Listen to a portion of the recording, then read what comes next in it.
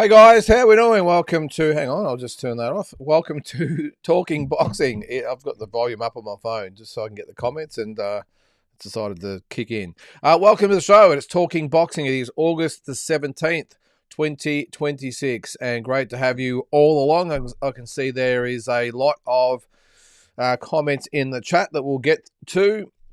If you haven't been on the show before or seen the show, listen to the show, whatever it is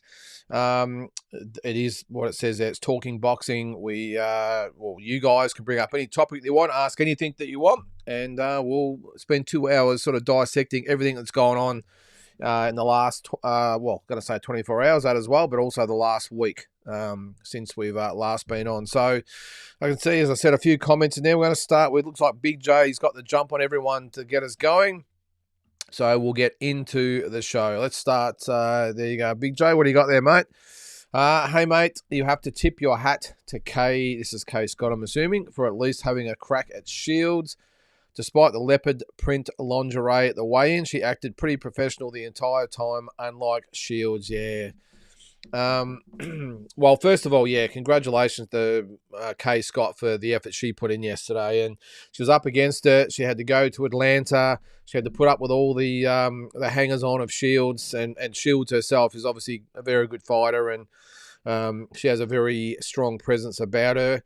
And she can obviously fight as well. So it was a tough afternoon or night over there for Kay Scott. But I thought she had to go. I think she really did. And I said on my video this morning that I think with all the three girls that lost their belts in the last sort of week or two, you've got to take your hat off to all of them. I think they come up against very, very good opposition. I mean, I would think that Shields, 100% Shields, but also Thorson are in the pound for pound top 10. I'll tell you what, that Tam Theobald, she's not far away either. Probably not quite there yet, but she's going to be there. And all three girls took on elite opposition and gave up their belts, but I think it was an incredible performance by all of them. And I actually liked it. The first round, I'm not sure whether it was the right call in the end, but Kay in the first round, who really stood toe-to-toe with Clarissa.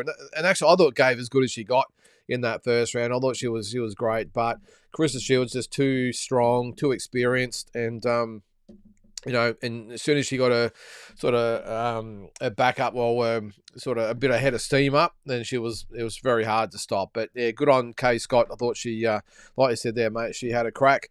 I wasn't a big fan of the leopard skin lingerie either. I just don't know why they. Well, I was going to say I just don't see the need for them to do it, but as we talked about last week, I can obviously with the OnlyFans thing, but I don't know, someone like Kay Scott, it just doesn't seem her personality. It doesn't seem to be her sort of thing. A little bit like Desley Robinson as well, especially because Desley's a mother, obviously. But I don't know, they've got to earn money, I suppose. And as I said last week, if you've got it, flaunt it, and you're only in the game for a short amount of time, so you may as well capitalise on it. But the weigh-ins have almost become like a fashion show, or I think I said as well, like a beauty pageant or something like that. It's a competition to see who can have the sexiest, outfit and all that sort of stuff.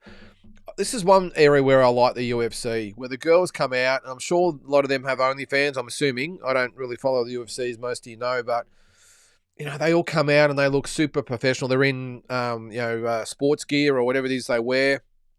And I wish the girls in boxing would be the same. Hey, you can still promote your OnlyFans. You can still wear it on your top and all that sort of stuff in the ring. But I'd like to see at the weigh-ins where just get up there in your sports bra and your pants or your leotards, whatever the hell they are, the sportswear, and just be professional. I just wonder if, and I'm sure Big J, you've had your say on this, I just wonder if the girls actually know how cringe it actually looks. It just doesn't look good, especially when you got bloody Clarissa Shields up there, bloody flaunting it with that stupid gown on, and all the supporters fluffing her hair up and fluffing the gown and all this sort of stuff. I mean, it's pretty cringe. Again, I don't begrudge why they do it.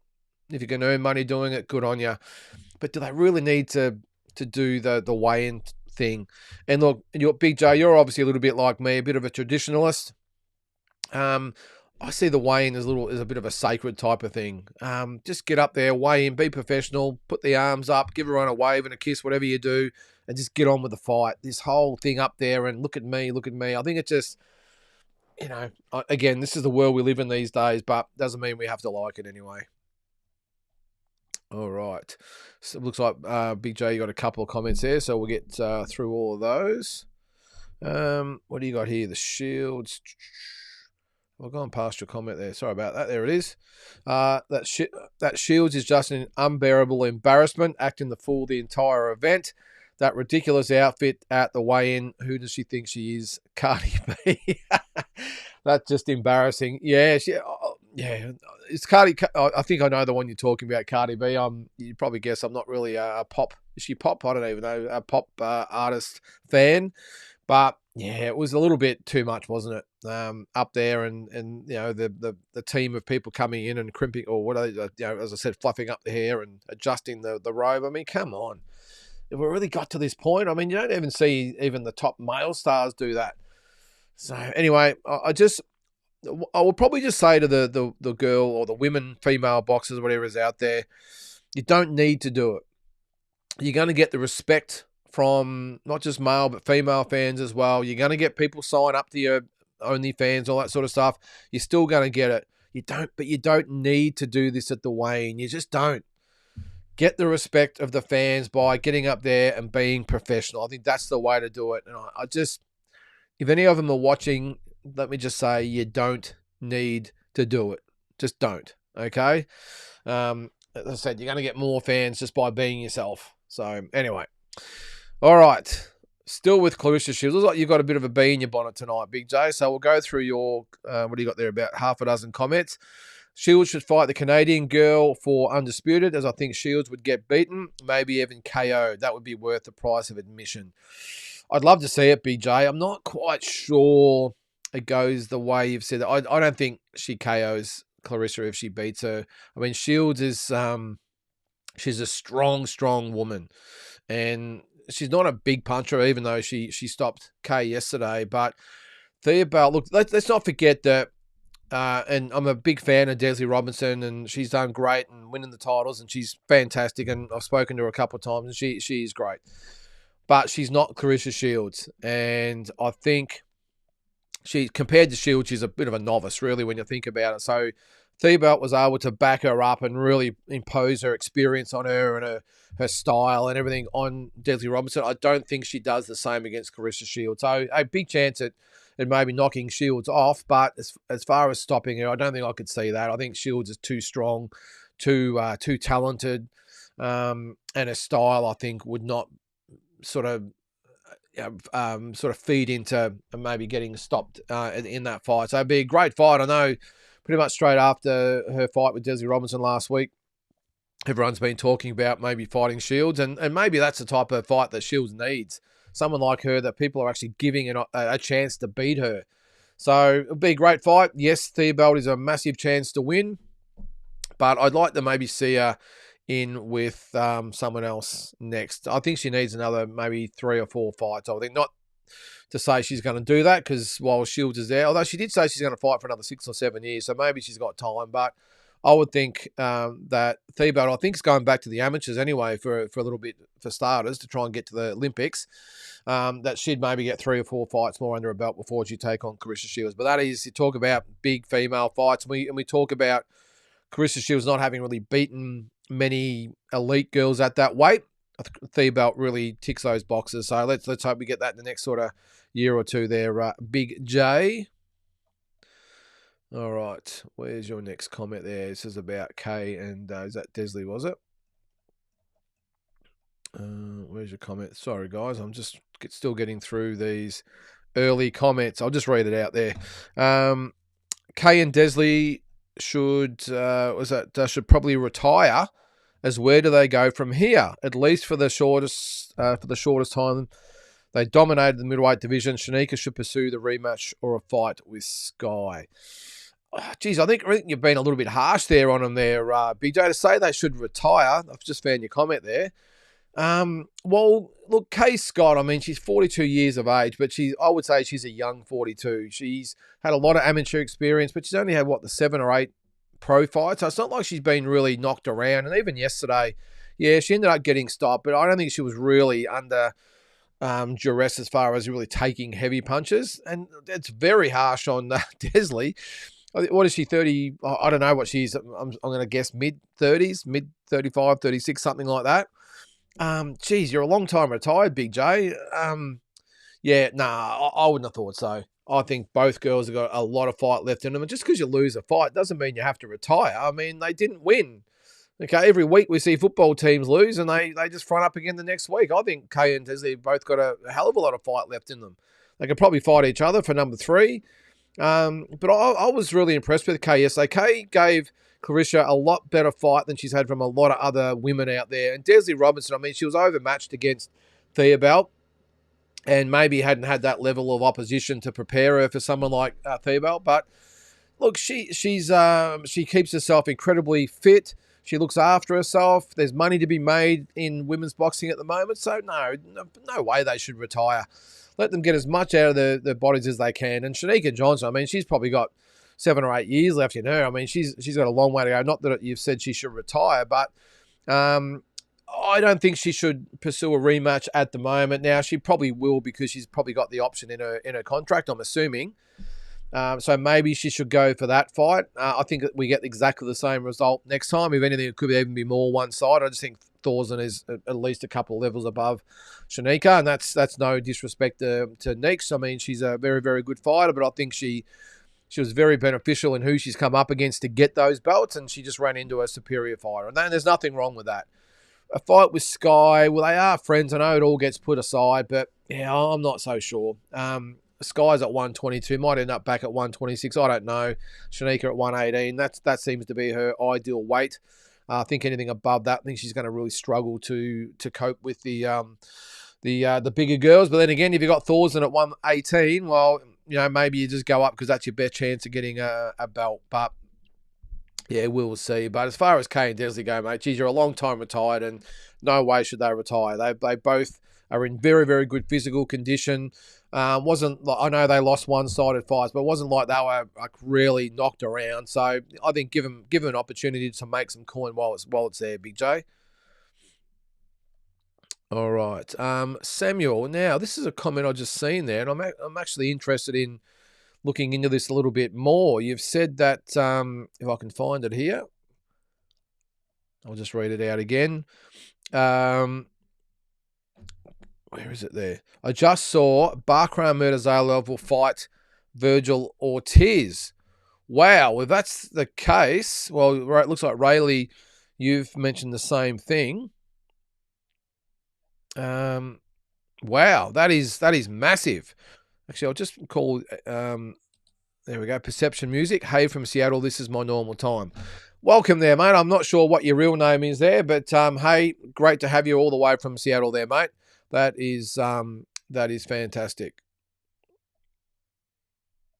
What have I done here, Eliane? Maybe you both just want to hit G. I don't know why you would say that, Eliane, but that's a shame. I don't know what we've said that has upset you, but it is what it is, I suppose. I'm not quite sure what we said there. Drew, I'm very curious to see if Nikita fights a champion in the US in December, provided he gets past Marnie, or if he fights a strong second-tier guy to hopefully prepare himself for a champion afterwards. Yeah, well, I don't think he'll fight a champion, Drew. I wouldn't have thought. I don't think that will be the plan. I would think that will be fighting maybe, who was the guy that Tim fought? Was it Terrell Gaucher? I think he would be the one, that type of opponent they'd be looking for. A journeyman who can give Nikita some rounds, but maybe not a real threat to him. So, yeah, I think that would be the type of opponent they'd be after. And I think the next probably a couple of fights, at least 2, maybe 3. And then, look, if a world title shot comes up, well, of course you're going to take it, aren't you? But, yeah, I'm not quite sure whether that would be the course of action there, Drew, where they would want a champion. I think it'll just be, as I said, a Terrell Gaucher type, and then I suppose I'll go from there. Big J, I've got to sink the boots into Zarafa and Hearn for that garbage show on Wednesday. Yeah, we've all had our say. Mick looked a complete shell of himself as Terra Moana defeats another old man. The show didn't even sell. Well, there was only, 300 or 400 people there, Big J. So, yeah, obviously it didn't sell. I think the TV numbers would be okay. I think they'll be okay. I think everyone loves a free boxing event, and I think I would have rated pretty well. Even if you didn't like the fights, and well, you're with me, you didn't really rate the performances of Micah Zarafa on there. I thought Jack Bowen was good. Wasn't overly impressed with Jazzy Parr, but I just think the fact that she had her friend in there with her, maybe she just held back a little bit, or maybe it just didn't really click for her. But look, let's just hope it gets better, Big J. I'm just not sure whether the concept's right from Eddie. I did say this morning that maybe he's got to bring maybe a star from overseas. He's got a massive stable.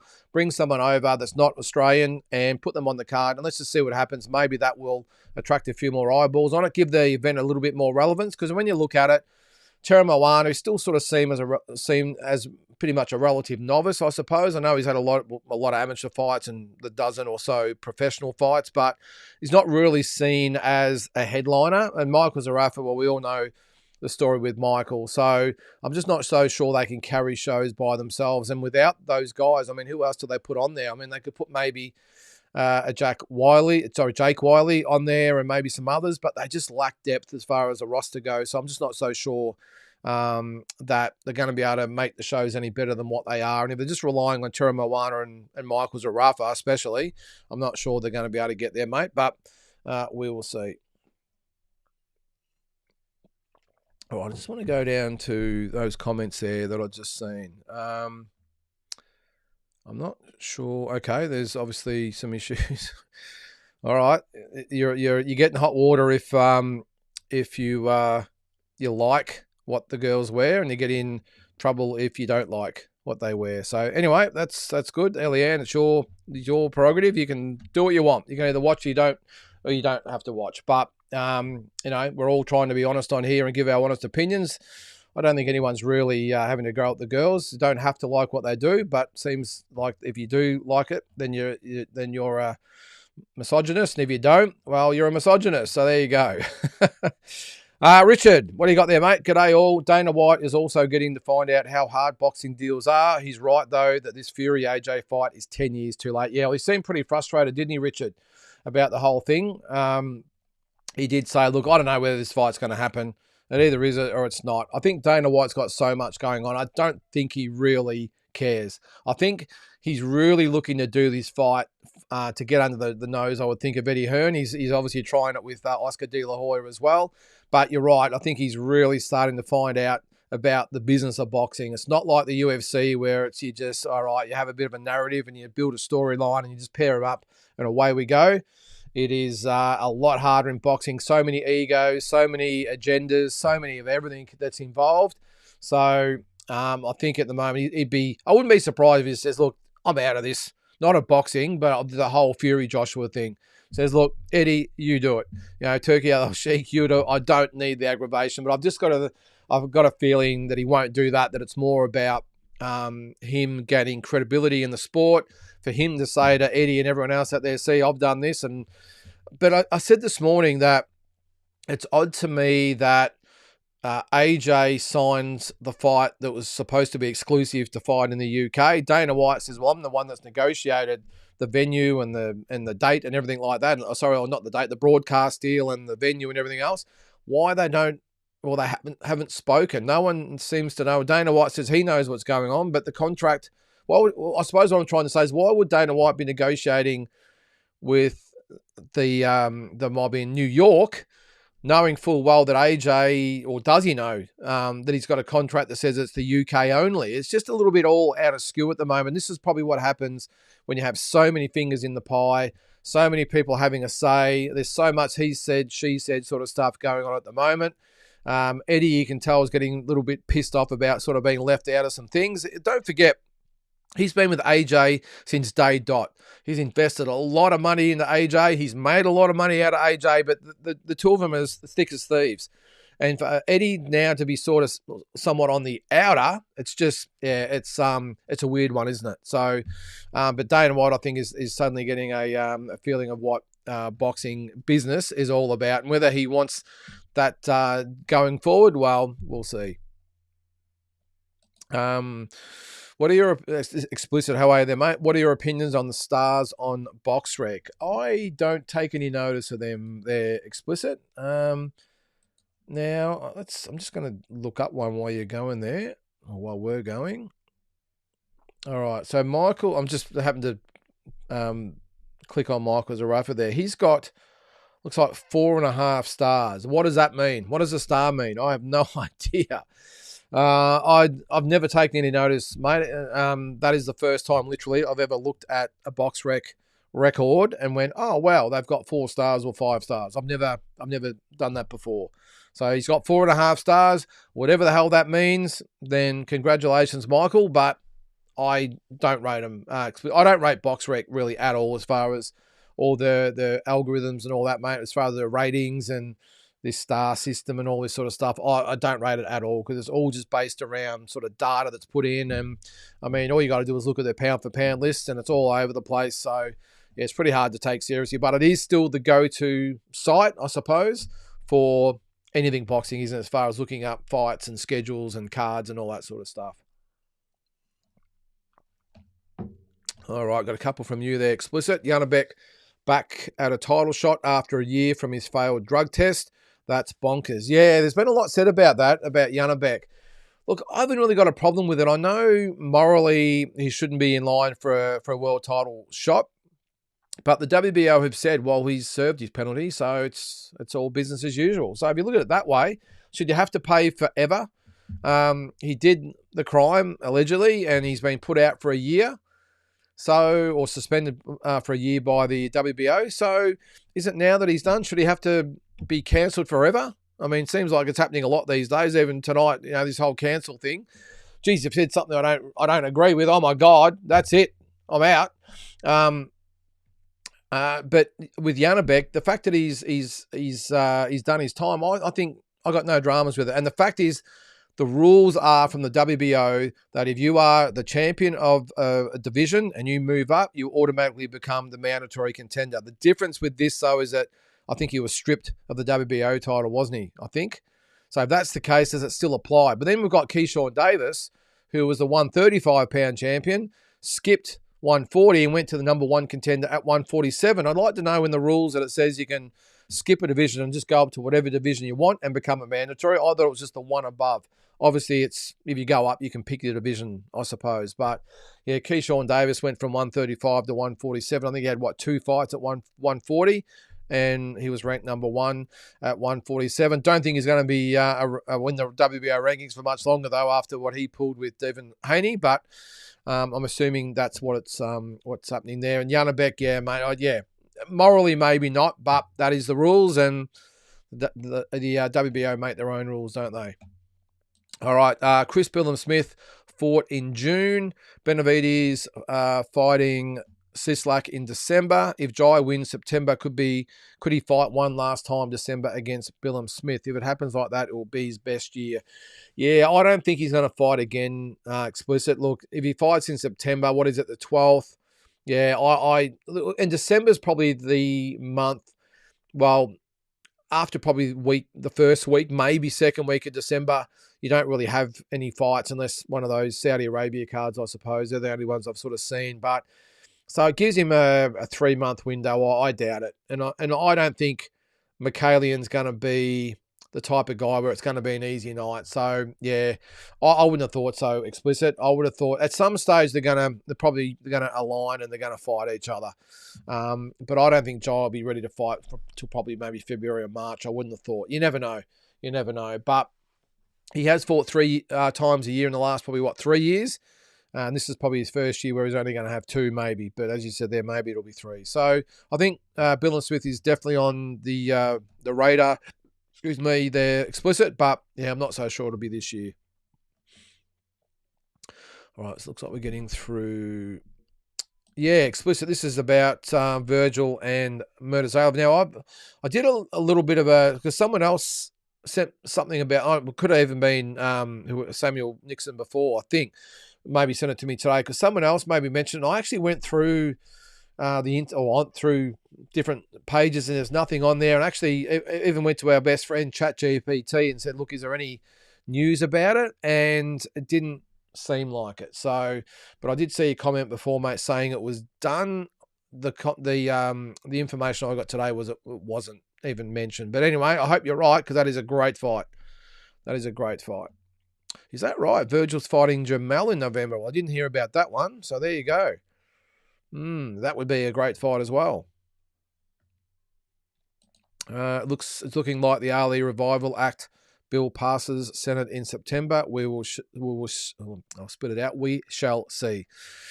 Yes, we will. Yeah, it looks like it's going to happen. I think we've all known that for a while, haven't we? So it is what it is there, mate. And I think we just got to move on and get our heads around it. Look, I don't think it'll make a massive difference, but there are a lot of people that think it will. Obviously, Oscar is a big advocate for not getting it through, but I think we've all known with the people that are involved in getting this through, it was always going to happen.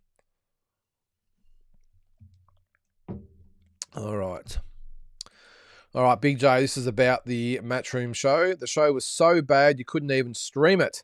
The media was non-existent. Jack Bowen put on a decent performance, but the rest of the night was a snooze fest. Yeah, look, it wasn't the greatest card, but look, I didn't have a big drama with it. I mean, it's like, I don't know, I got home on Wednesday night and I went and sort of did a little bit of training myself, and I was actually right after I was finished, have a shower, have something to eat. Right, we're into the fights, let's go. I was actually quite excited about it. I sort of knew what we're going to get. If you had looked at my previews and the videos up to it, you could see what I expected, but I didn't care. I was just looking forward to a night of boxing. Jack Bowen delivered with his fight. I'll admit, without upsetting anyone further, that I struggled through the Jazzy Pars fight. It was a bit of a battle to get through it, but we did. The Michael Zaraffa fight wasn't much better, and I thought Terra Moana, I was just waiting just for that shot, and I think we all were just on the edge of the seat. It's coming. There it is, all over, and I think that's what we're all waiting for. And I think, unfortunately, Eddie Hearn was in the same boat, because you see the look on his face. He was just disgusted. It's like, are you kidding me? Yeah, look, it wasn't a great card, Big J, but as I said, mate, it's not like we're getting charged to watch it. Technically, we are. I know it's on Foxtel and KO, but I didn't care. I knew what was probably going to happen, but I was actually excited to watch the fights. And not much happens on Wednesday. It's that, and I've always been a little bit critical of having the shows on, but it's just the time for me. I don't think you can have like the Wednesday with the pay-per-views and all that stuff, and even last week. You can't have it where the main event's starting at 10:30, 11 o'clock at night. That's my only gripe. But as far as having Wednesday night boxing, I think it's great. But it's just got to be over by about 10:30. That's all. And I think everyone will be happy. And this is where I think No Limit really dropped the ball as far as what they were doing with the No Limit on Fox. They had a massive opportunity to have really good, regular, free cards, and they just never invested in it. They could never get it right. They could never get the mix right. They didn't really have a system in place. It was like, all right, we've got to put a card on in 3 weeks' time. All right, who we got? We'll just scrape up whoever we can and just put them on. And there was never really any method to it, apart from probably the women's card, which I thought was a great initiative. But there was never really any purpose to it. And I've said a few times on here that I reckon what they should have done is you really use that, like the UFC do with their shows, really use it as a feeder system, and the pay-per-views are a reward for your work on those lesser cards. Use it to headline, young guys coming up, and giving young guys or prospects an opportunity. And then if they win those fights, well, they get rewarded to either going further up the card or they get onto the pay-per-views. I think the pay-per-view should really be about a reward for all the young stars coming through. And I just think they never really got their heads around it. And hopefully that's maybe what Eddie Hearn wants to do, but of course he just wants to showcase his guys, and that's fine. But let's just put some young up and comers on the undercard as well. I didn't know you couldn't stream it, Big J. I've never really tried anyway, but there's that comment from Samuel about Buckram fighting Buckram fighting Ortiz, I should say. Finally come across it there. All right, Richard. Kay Scott had a crack against Carissa, but she's next level. I agree with her.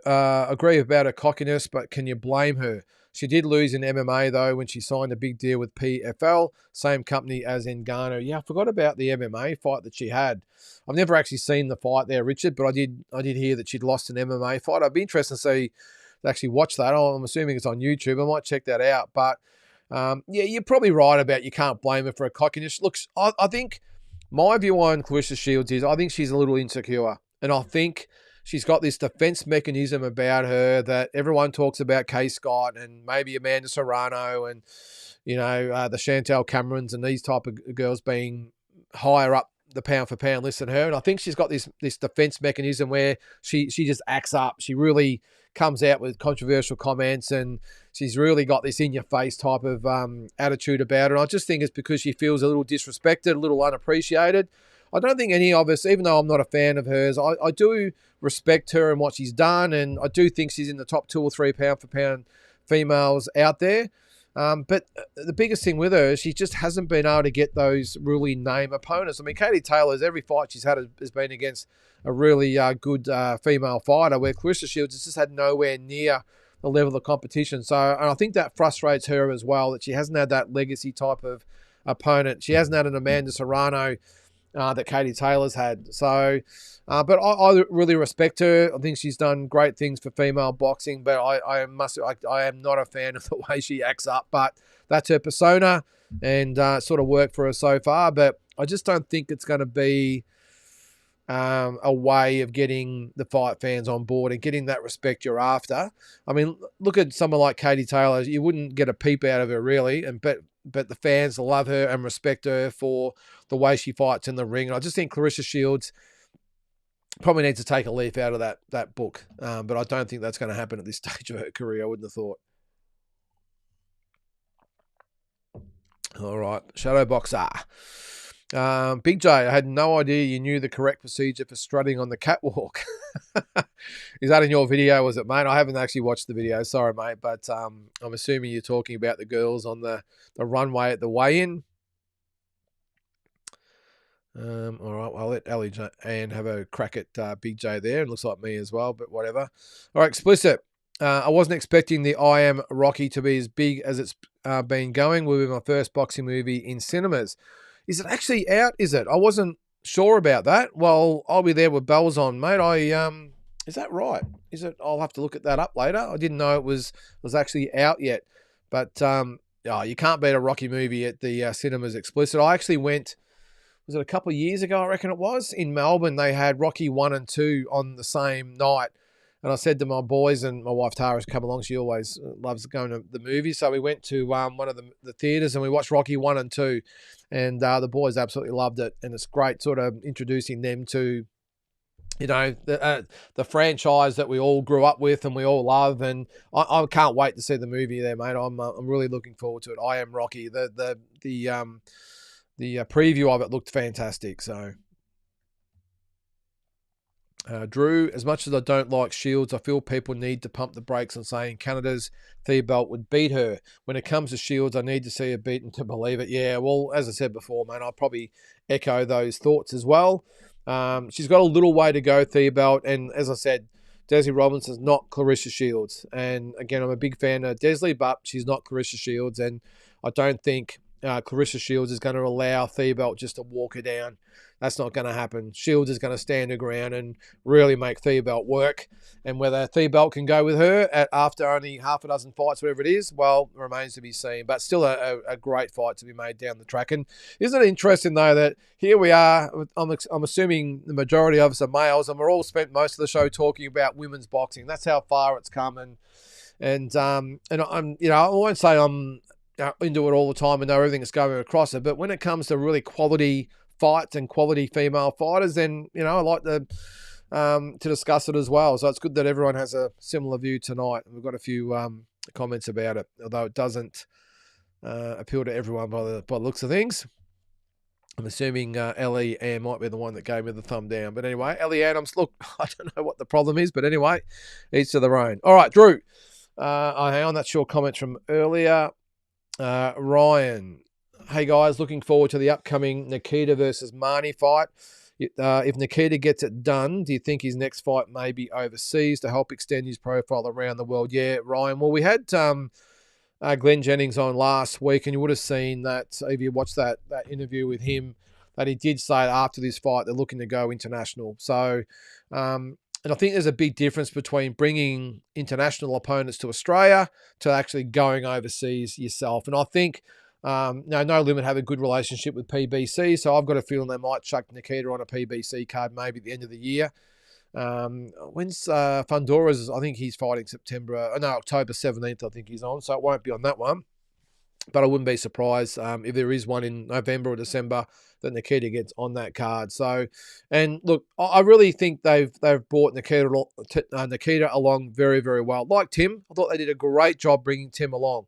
And I know it ended up going sour for a few different reasons, but I think overall, for what they did with Tim as far as getting a lot of fights, taking him all around the country for starters, and getting him the right type of opponents. And they brought in the Inoways and the Dennis Hogans and all these type of guys, and Darcy Ritchie and Jack Brubaker and all these types of guys, Jeff Horn, and they went up from there. So I think they did a great job, and I think they're doing exactly the same with Nikita, giving him all the best domestic fighters, and then the next step up will be international, and I suppose then we'll see exactly what Nikita's got. All right, I don't want to discredit Shields too much or disrespect Scott too much, but the fact that Shields was fighting a champion who was 5-1-1 displays how poor the women's middleweight division was and is. Yeah, that's not a bad point, Drew. The only thing I'll say probably in defence of that is that Kay Scott's had a lot of amateur fights, and I know this is pros, it's a different thing, but it's not like she's inexperienced. And, I mean, we're sort of raving about Tam Theobald, but she's only had 5 or 6 fights as well. But she's had a lot of amateur fights too. So, yeah, look, you are right about, I wouldn't say it's not how poor the women's middleweight division is. I think it's more about the lack of depth at middleweight. I think it shows that. Kay Scott, I think she's a bronze medalist. Or no, actually, I think she was a silver medalist at the World Championships.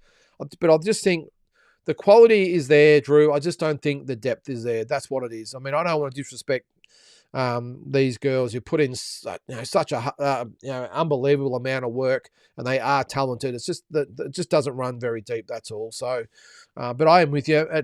After 5 fights, you shouldn't be getting a world title shot, no matter what weight you are. I think we saw, was it Ebony Bridges got one after 4 fights? Yeah, it's probably not warranted, but I think more than ever now you see the real elite female fighters coming through. I saw somewhere today they had the pound for pound. Someone put up a pound for pound female list, and the quality of fighters on that list was sort of jumping off the page. I thought, wow, putting it actually on paper, who they were.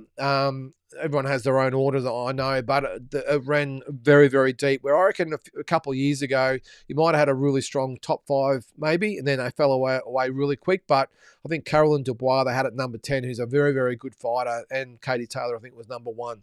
So some very, very good female fighters out there at the moment. And obviously, as the years go on, there's going to be more and more. It's like all the other sports, the footballs or the AFL and NRL and the basketball and all that sort of stuff. As time goes on, the female is going to get stronger and stronger. Now, I understand it's not for everybody, but I love watching a really good female fight. Again, I'll say I'm not just a massive fan overall of female boxing, but when there's a really good quality fight, I'm right there watching. And this Michaela Mayer, Ellie Scottney fight, I think it's going to be fantastic. And I was at the Amanda Serrano and Katie Taylor fight last year and had a ball. It was a great night of fight. So it shows how much they're progressing, the females. All right. What's that there? Hang on. Shields needs to learn, if you're going to model or act like it, at least step off on the correct foot. You step off on the left foot and turn to the left, not right. Bloody amateur. Well, there you go. Well, you did say there you were a model. I'm assuming that's is that a joke or is that for real? There you go, guys. We always talk about you learn something new every day. Well, there you go. BJ has just let everybody know that when you step off, you step on the left foot, not the right foot. Well, I didn't know that. Big J, next time I ever watch a beauty pageant or whatever the hell they are, I'll know to look for the correct technique and posture. All right, Ray Lee. How are you there, Ray Lee? Kay Scott gave it a good fight, in my opinion.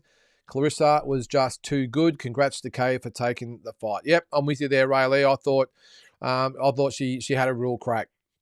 And I know it sort of fell apart a little bit in that 6th round, but I thought she had a real go. I thought she gave as good as she got on most occasions. Clarissa Shields just a little more polished, a little bit more experienced, a little stronger, and I think she just sort of overwhelmed Kay a little bit in the end.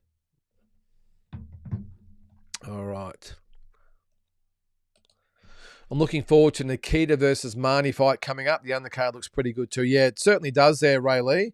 I'm actually going to be heading up for that fight. I'm just going to see if I can bring up the card just quickly. Yep, looking forward to that. I actually forgot that I didn't have a ticket. I bought my ticket to, my flight ticket and the hotel. I'm staying across the road at the Mantra. And I looked at it today. I always sort of keep my itinerary, and always the same whenever I go away as I book stuff, I always keep a little folder and I put it in there. So I'm always nice and organised. And I haven't got a ticket. And I thought, geez, I hope I haven't booked all this and it's a sellout. But luckily it's not.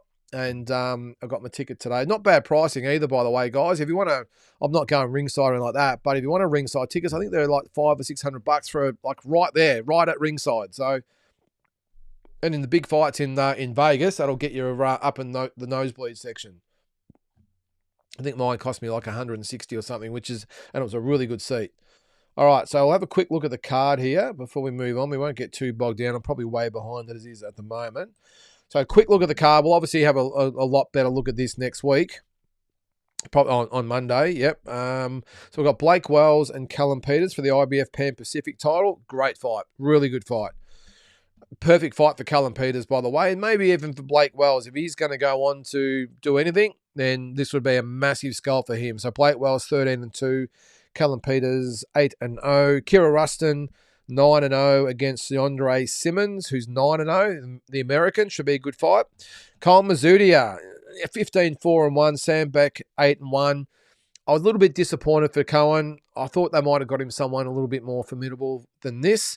Sam Beck was stopped by Brock Jarvis and knocked out in that fight. So I would have thought they would have got him someone better, but I get it. It is what it is. Max Reeves, 13-1-1 against Oliver Firth, who is 8-0. So some good records on here. Vegas Larfield, always love seeing Vegas, 14-1 up against Joubert Buhat, who is 9-0. Geez, a lot of these so far. 1, 2, 3, 4, 5. 5 of the 6 fights I've just read out. The B side has an undefeated record. So there you go. Brandon Grush, can't wait for this one. 6-1 against Icar Pluto, 5-3. They only fought a couple of weeks ago. Should be a great fight again. And then, all right, I see CJ Mundine. He's in against Jay Larson. So some good fights on there. And, yeah, it should be really not a good night of fights there, rather. But that's a lot of fights, isn't it? 1, 2, 3, 4, 5, 6, 7, 8, 9, 10, 11 fights. Now, of course, I'll probably start at about 5 o'clock. Or even earlier. But even that main card there, geez, there is 1, 2, 3, 4 10-rounders and a 12-rounder. So 52 rounds. So one of those 10-rounders will probably be the headliner of the prelim card. But that's a lot of rounds. So should be a good night of fights, Ray Lee. All right. Just watched an interview with Robert Garcia stating Virgil Ortiz is probably going to go up to 160. Wow. Waiting too long for shots at 154. Would like to fight Jamal or Tim at 160. I didn't see that, Ray Lee. So now that you and Samuel, I think it was, has mentioned it, I'm going to go back and do a bit more research. Because the text I got today, I was like, no. Well, okay, I'll check it out. I didn't see anything about it, so I discarded it. And there you go. So it's obviously been said that, not really about Murtazalia, although that comment's about going up to 160. So could we see a situation that we've just had at 147 where the 147-pound division was barren. There was nothing happening. Boots Ennis was sitting there by himself, and there was talk about some unifications, but they were just nothing fights. And I know Brian Norman Jr. and Boots were probably the closest we had to a big fight at 147. And then what happened? Everyone started to go up. Ryan Garcia went up. Conor Benn came down, although he's a welterweight that went up to 160 or whatever it was. Teofimo Lopez went up. Rolly Romero went up. Devin Haney went up. And all of a sudden, 147, I would say it's the hottest division in boxing, even more than 154. So many great fights to be made. And Liam Paro, of course, went up from 140 to 147 as well. So all of a sudden, we had a really stagnant division at 147, and all those fighters went up, and now it is the hottest division. Could we see the same thing with this situation here? 160, I don't think I've ever seen it worse. I don't think I've ever seen it as barren as what it is now.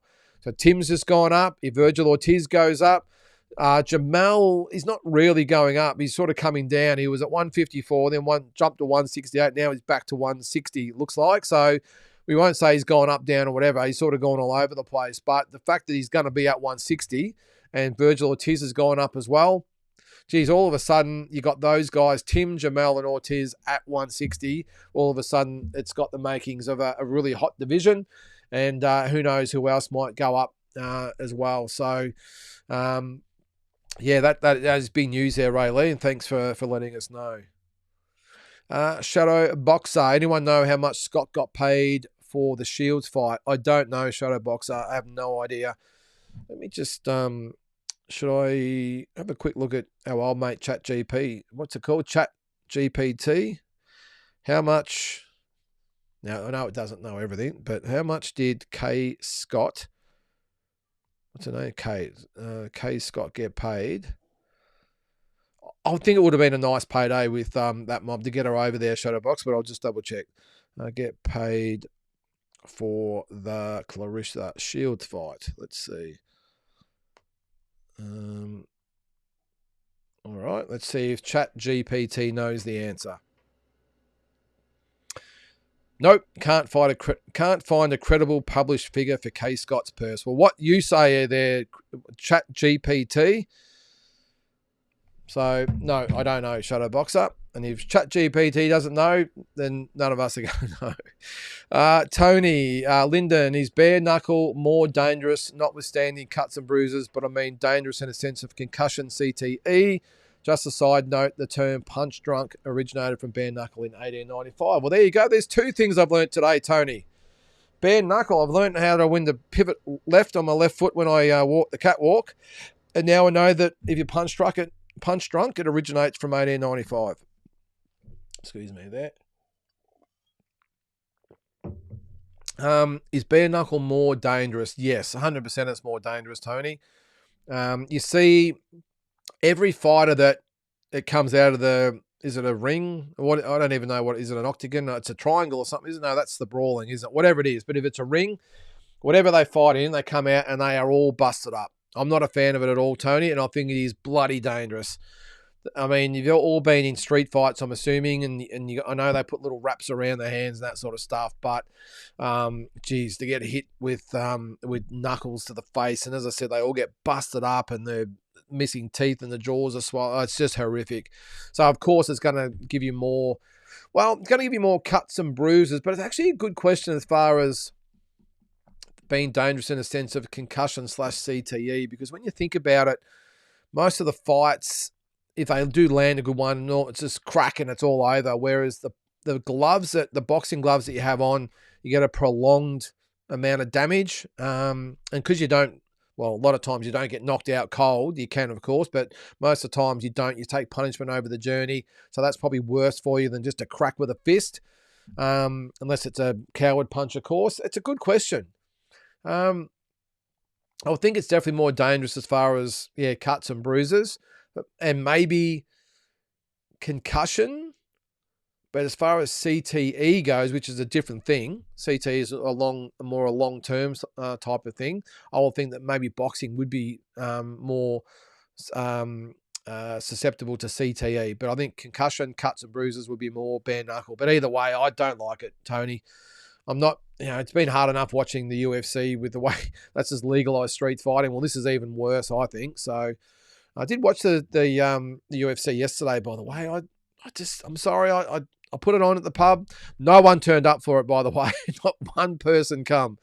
So I sat there and I've paid for it, I may as well sit there and watch it. And I'm sorry, I don't want to offend anyone else tonight, especially the UFC fans, but I just could not get into it. From the UFC guys that I know that watch it, they were as equally unimpressed as what I was. But this whole thing on the floor, to spend 3 minutes just locked arm in arm and you don't move and nothing happens. I don't get it. I'm like, well, why don't you do something, please? I know it's all tactical and putting your arms and that in the right position and everything else. But I was like, well, someone just do something. You're just literally standing there in this sort of locked position. But anyway, just give me boxing any day. That's all I'll say. All right, Drew. I'm gonna have someone else tell me where to go in a sec, a UFC fan or something. I was thinking about the most underappreciated big wins by boxers and remembered the pure masterclass and schooling Winky Wright gave to Felix Trinidad. Yes, I remember that well, Drew. Do you have any that stick in your mind? A pure masterclass and schooling. I think Crawford over Canelo is probably one that definitely comes to mind, Drew. I think not really as a masterclass, but one of the most dominating performance would have to be Pacquiao over De La Hoya, but we all know where Oscar was with that one. A good question. But yeah, definitely Crawford over Canelo as far as the schooling goes. I'd have to have a think about it, Drew, but that's a good point you've made there. And he did. He gave Trinidad the runaround, didn't he? I liked Roy Jones Jr., what he did probably the first time against Hopkins, but also against James Toney. I thought that was a bit of a schooling as well. But yeah, there's a few out there, mate. I'll have a bit more to think about. But those two sort of come to mind at the moment, Canelo and Crawford and Jones and Toney. We got sound. Sorry, mate. Have I been talking to myself for the last 50 minutes? I hope not. We got sound. I haven't got me at the end of the comments here. No one can hear me. All right. I'll go past all these. Glenn, how are you there, Glenn? What do you got? Oh, okay. I was waiting for this one. All right. Geez, it seems to be. Has everyone's got a little bit of attitude tonight. How you had Tyson ahead of Hopkins in the top 10 living fighters is beyond me. Bernard ruled middleweight for a decade and oldest ever champion when he went to light heavyweight. I get it, Glenn, but you've got to rate. I love Bernard Hopkins. I'm just saying I just rate Tyson ahead of him. I think I said, what did I say? I just think he's a better fighter, and I think his resume is just as good. I mean, I understand. I'm just looking for the comments that are going to come about this one. You're right. He ruled the middleweights, but I thought the level of opposition was ordinary, and I know the inevitable is coming back at me about Tyson, but I think middleweight was even worse than the heavyweights. Oldest ever champion. Well, that's yeah, but is that enough to put him ahead of a pound for pound? It's a great achievement, but is it enough to put him ahead of Tyson just because he was the oldest ever champion? I don't get that. It's like saying, well, Pacquiao should be above Sugar Ray Robinson because he won 8 titles and Robinson only won 2 or 3, whatever it was, 2. So I don't really go into those type of things. Just the fact he was the oldest ever champion. George Foreman won the oldest heavyweight champion ever.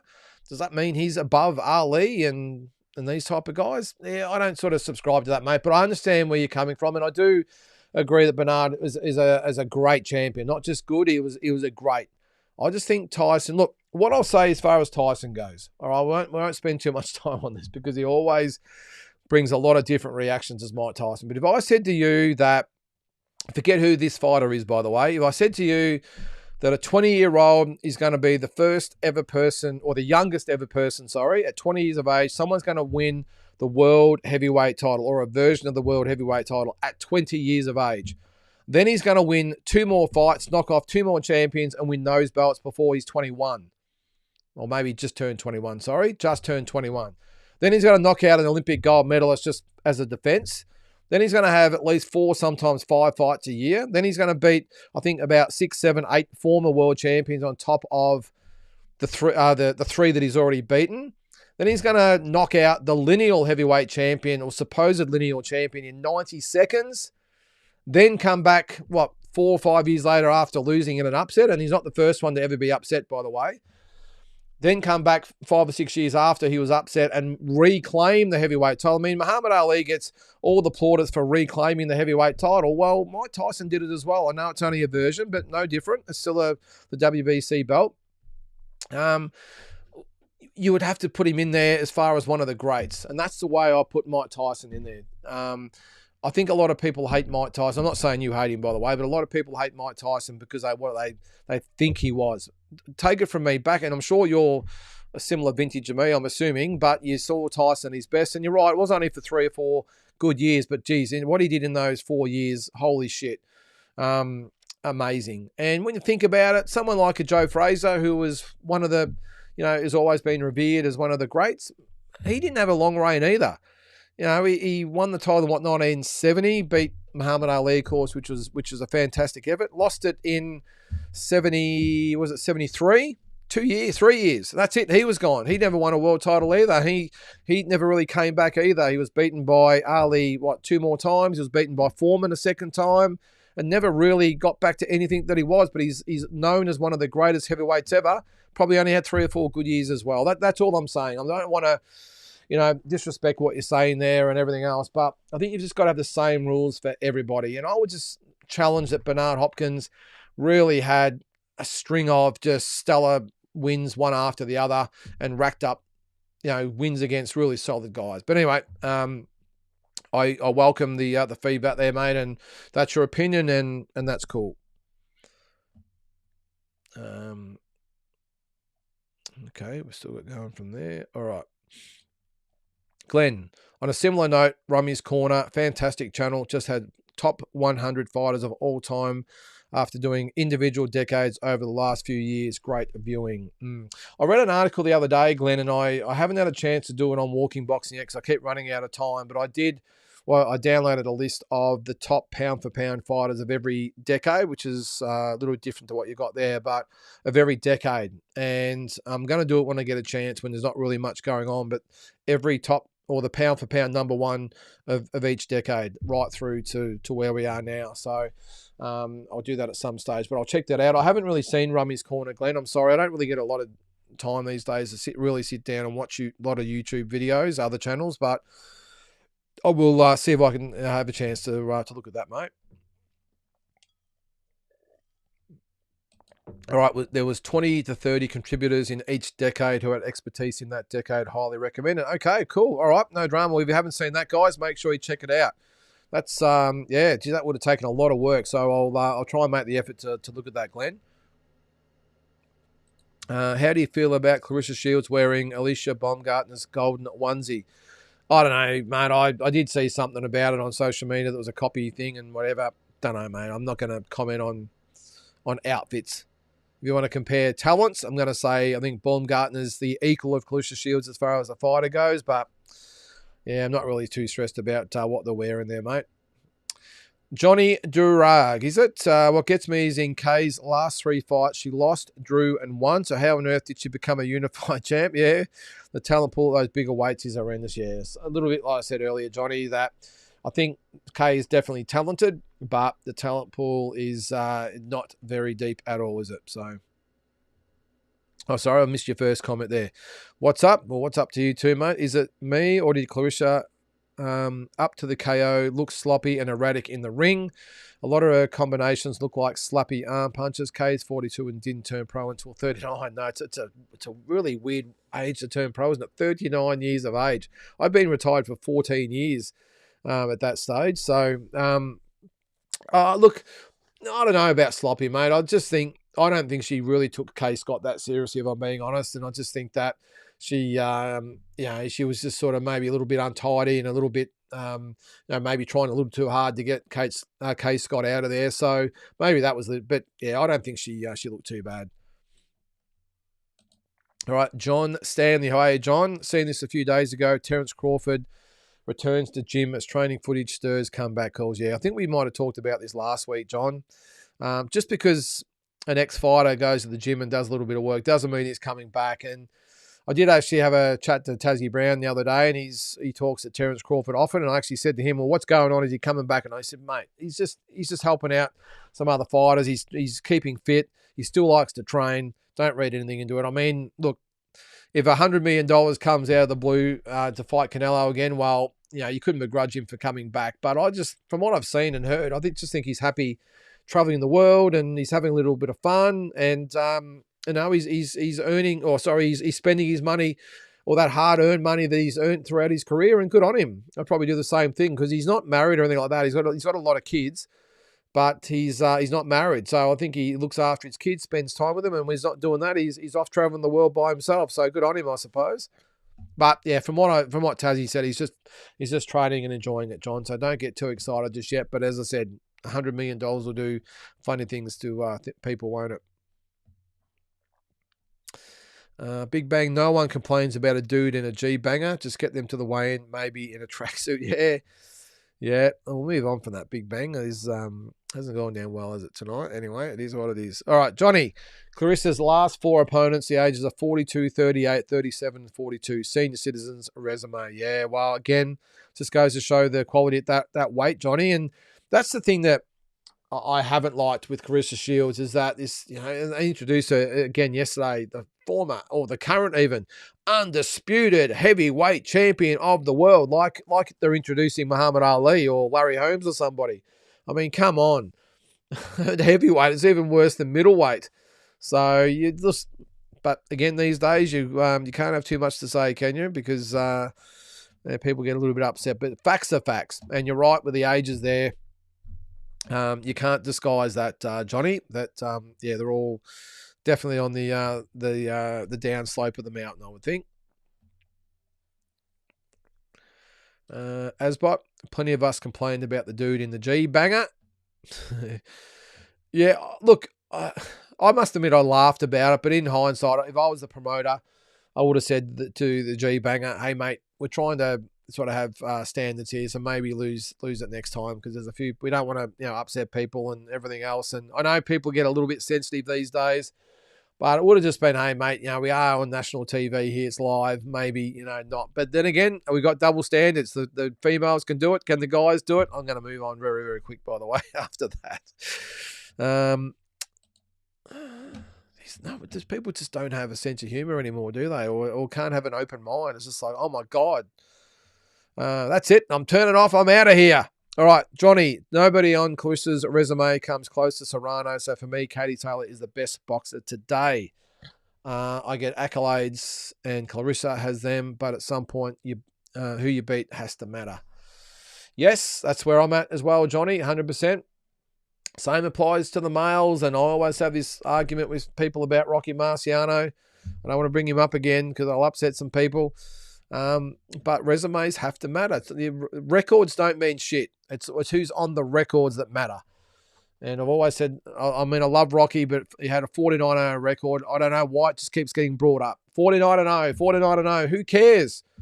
There's lots of fighters with a shitload better resumes who had 8 losses. It is the way it is. But in this point, too, I'm with you there, Johnny. And Katie Taylor has fought and beat some very, very good fighters.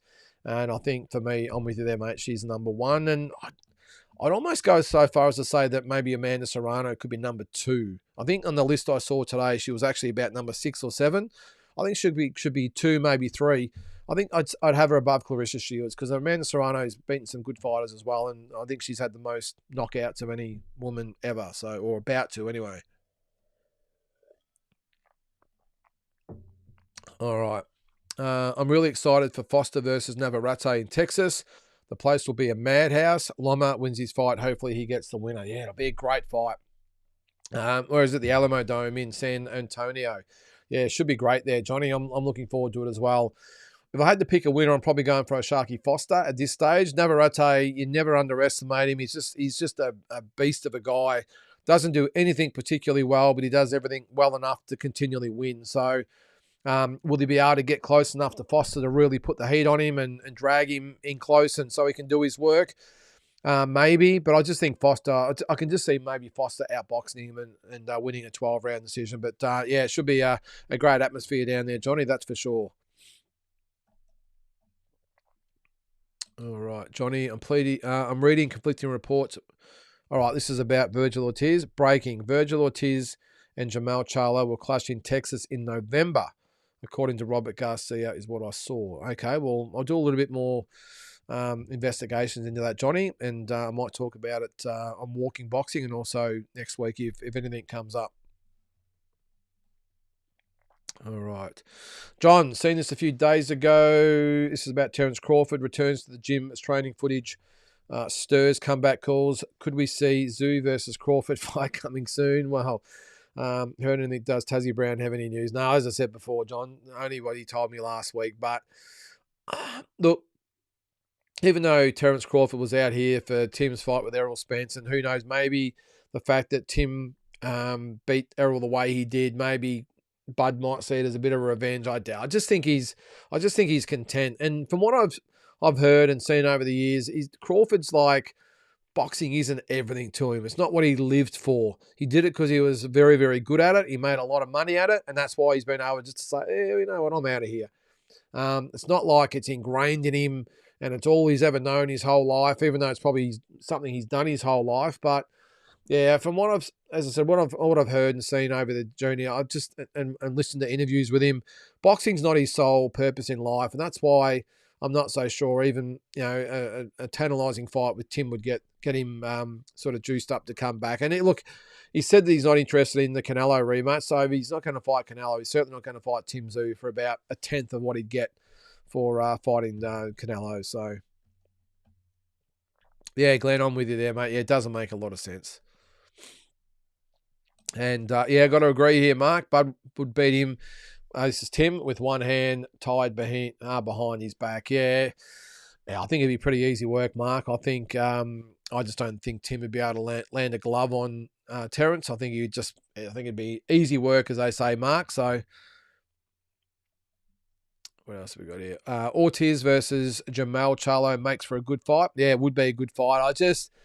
I can see Virgil Ortiz breaking Jamal down, Mark. I mean, he's been out for 3 years. We've just seen what's happened to Errol Spence out here with Tim. Now, no, Charlo hasn't had as many wars and tough fights as what Errol Spence has had, and the injuries and all that sort of stuff. But, yeah, to be out for so long, he looks shocking against Canelo. Yeah, I can just see Ortiz winning that fight quite clearly, though, Mark. And you never know. Jamal might be able to turn back the clock a little bit. Actually, this is Jamal. Sorry, not Jamal. Sorry, I take that back.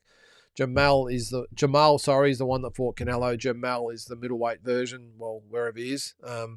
So sorry if I got that wrong. I'm sure there's comments there correcting me. But yeah, it would be a good fight. I just don't think Jamal or Jamal have really got that much left, Mark. And I think Virgil Ortiz beats both of them. What have we got? Glenn, I'd suggest Dana can only manage things when it's a monopoly. Yeah, well, that's the thing, Glenn, isn't it?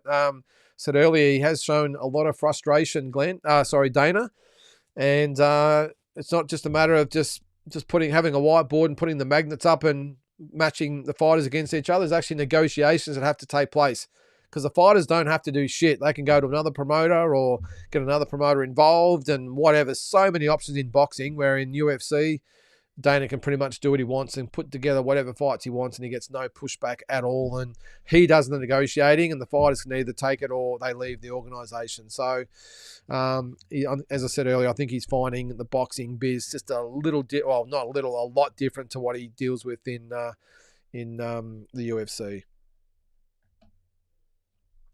All right, I'll let. All right, Big Bang. All right, hang on. All right.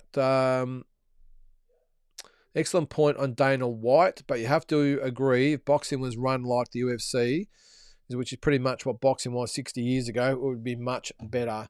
Yeah, I'm with you there, Big J. I think I can see...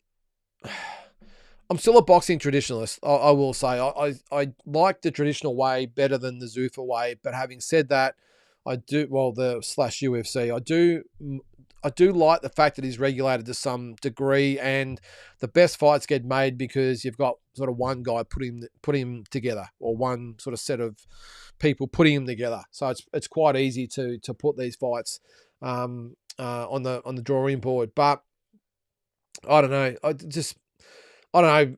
I'm a traditionalist. That's all I'll say. I still, as broken as boxing has seen to be in the past, or is currently, I just like the way it still is. You know, in 30 years' time, maybe it'll all be changed and we won't be having this discussion. But at this stage, I still like the way boxing is run. And yes, it's got a lot of flaws, and as I said, it's broken in a lot of ways. But I just like the way it is. You know, because I've just been brought up on it. So. All right, Mr. Gentleman, I felt for Zarafa, a broken man weighed down by anxiety. When a fighter talks more than his trainer, you know it's over. His mind had died long before his body. Yeah, well, we haven't obviously done the show since last Wednesday. I'm surprised there hasn't been more talk about it. But yeah, I do agree, Mr. Gentleman. I think he's definitely weighed down by anxiety. And would it be self-doubt? Maybe. But continually asking his trainer, am I winning? How do I look? That's not the words of a fighter that's secure in his own skin or comfortable in his own skin. And I do know, and I've spoken to people in the past that have had a lot to do with Michael, and they said he has always suffered a little bit of this, but it's never stopped him in the past. So I'm not going to just throw it all out and say just because of the way he was speaking in the corner means he's 100% sort of done. But it has to put doubts in your mind, doesn't it? That he's continually asking for reassurance from his trainer. And I did cop a lot of pushback from a lot of people last week about my comments, but again, I stand by them. I just don't think it was an impressive performance at all. And maybe this has got a little bit to do with it. I don't know. I just think I think you're right as far as being a broken man. I definitely think that what's happened in the last probably 5 years has taken its toll mentally on him. I mean, physically, there's no dramas there, although he did look a little out of sorts last week, I think. But he's definitely got the look of a guy that's just, he's been worn down. Now, I know a lot of it's his own doing. I'm not saying it's not, but he looks like a guy that's just been worn down over the journey. I've been continually ridiculed. Now, maybe some of it's his own fault with what's happened, and not to mention, just being on social media all the time. Maybe you should have just stayed off it, because if it would have to do things mentally too. If you're continually reading comments that are 99% negative about you, it can't be good. I mean, geez, I talk about it sometimes on here, and I know if all the other YouTubers are the same. You might have 100 or 99 really good comments out of 100, and you have one negative one, and that just grates on you. So imagine jumping online, being Michael Zarafa, and having 100 comments, and 99 of them are negative, and you have one positive one. It would be tough, but it is what it is, and he's got to get through that. And I'm just not so sure from what I've seen last week that I think he can do it. I really don't think so.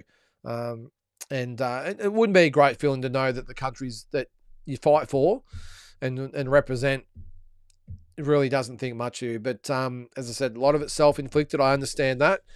But you can understand why it's really sort of worn him down over the journey. All right. Okay, Samuel, MMA boxing on YouTube was where I saw Virgil versus Murtazalia. Of all the places, Samuel, MMA boxing on YouTube. All right, I'll check it out, mate. All right, Glenn, UFC's bland these days. Its heyday was when they bought Pride and all the great champions from there. Since then, it's bland and unexciting, flagging ratings as well. Yeah, for these big events, and I suppose it's a sign yesterday, Glenn. I don't know what it was like around the countryside, but we didn't have one person come in. We didn't have anyone inquire about it. I just sat there and watched it myself. But if that's the product they're continually going to roll out, I mean, I think they do the promotion and everything and marketing of UFC better than any sport around. I just think it's fantastic the way they market their sport and their events and all that sort of stuff, especially the one at the White House. That was unbelievable. But the one I saw, or the fights I saw yesterday, were bland. They were unexciting. I don't think there was the usual atmosphere that they normally get. I don't know. Maybe it's just me. But if that's the type of product they're going to continually roll out, I'm just not so sure that there's going to be that fan base there in another 10 or 20 years. Who knows? I mean, the ones that love that watch it love it. But for me, I've tried to watch it. I've tried to get into it, but I just can't. Now, I know I've been boxing since I've been 8 years old, so that's all I've known. And the UFC MMA things sort of come well down the track, but I just still don't get how two guys can just stand there interlocked and nothing happens for 3 to 4 minutes. I just don't get it. But anyway.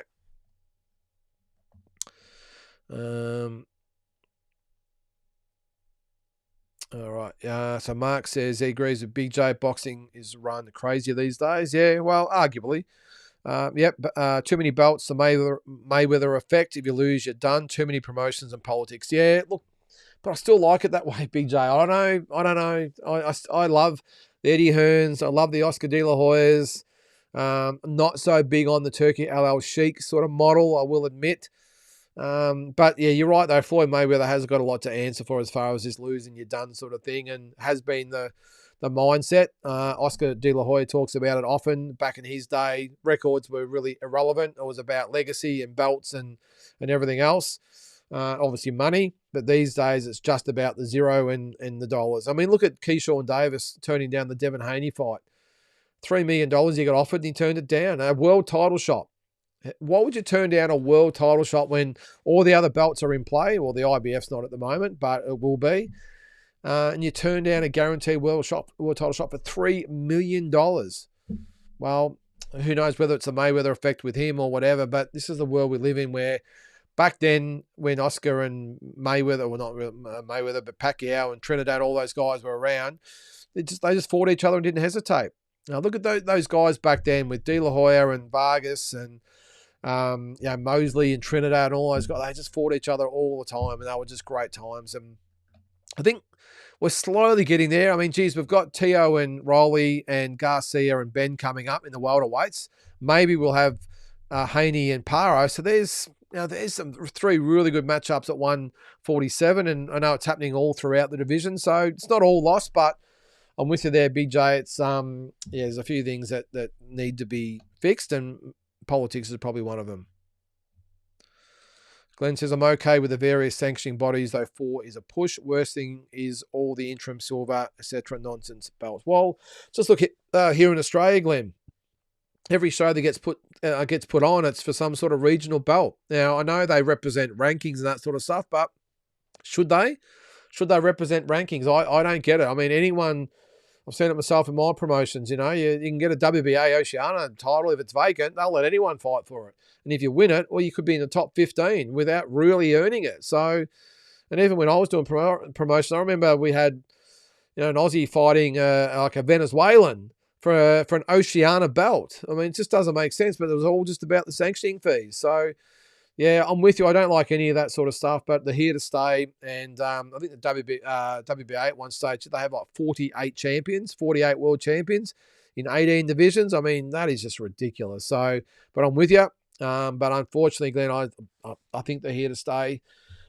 Maybe this new Ali Act sort of thing, I know they were talking about limiting the amount of world champions per division. I think that's failed, but all these other interim silvers and that sort of stuff, maybe they can have some sort of law that can, or a clause or something that can water all these down, because they are nonsense, that's for sure.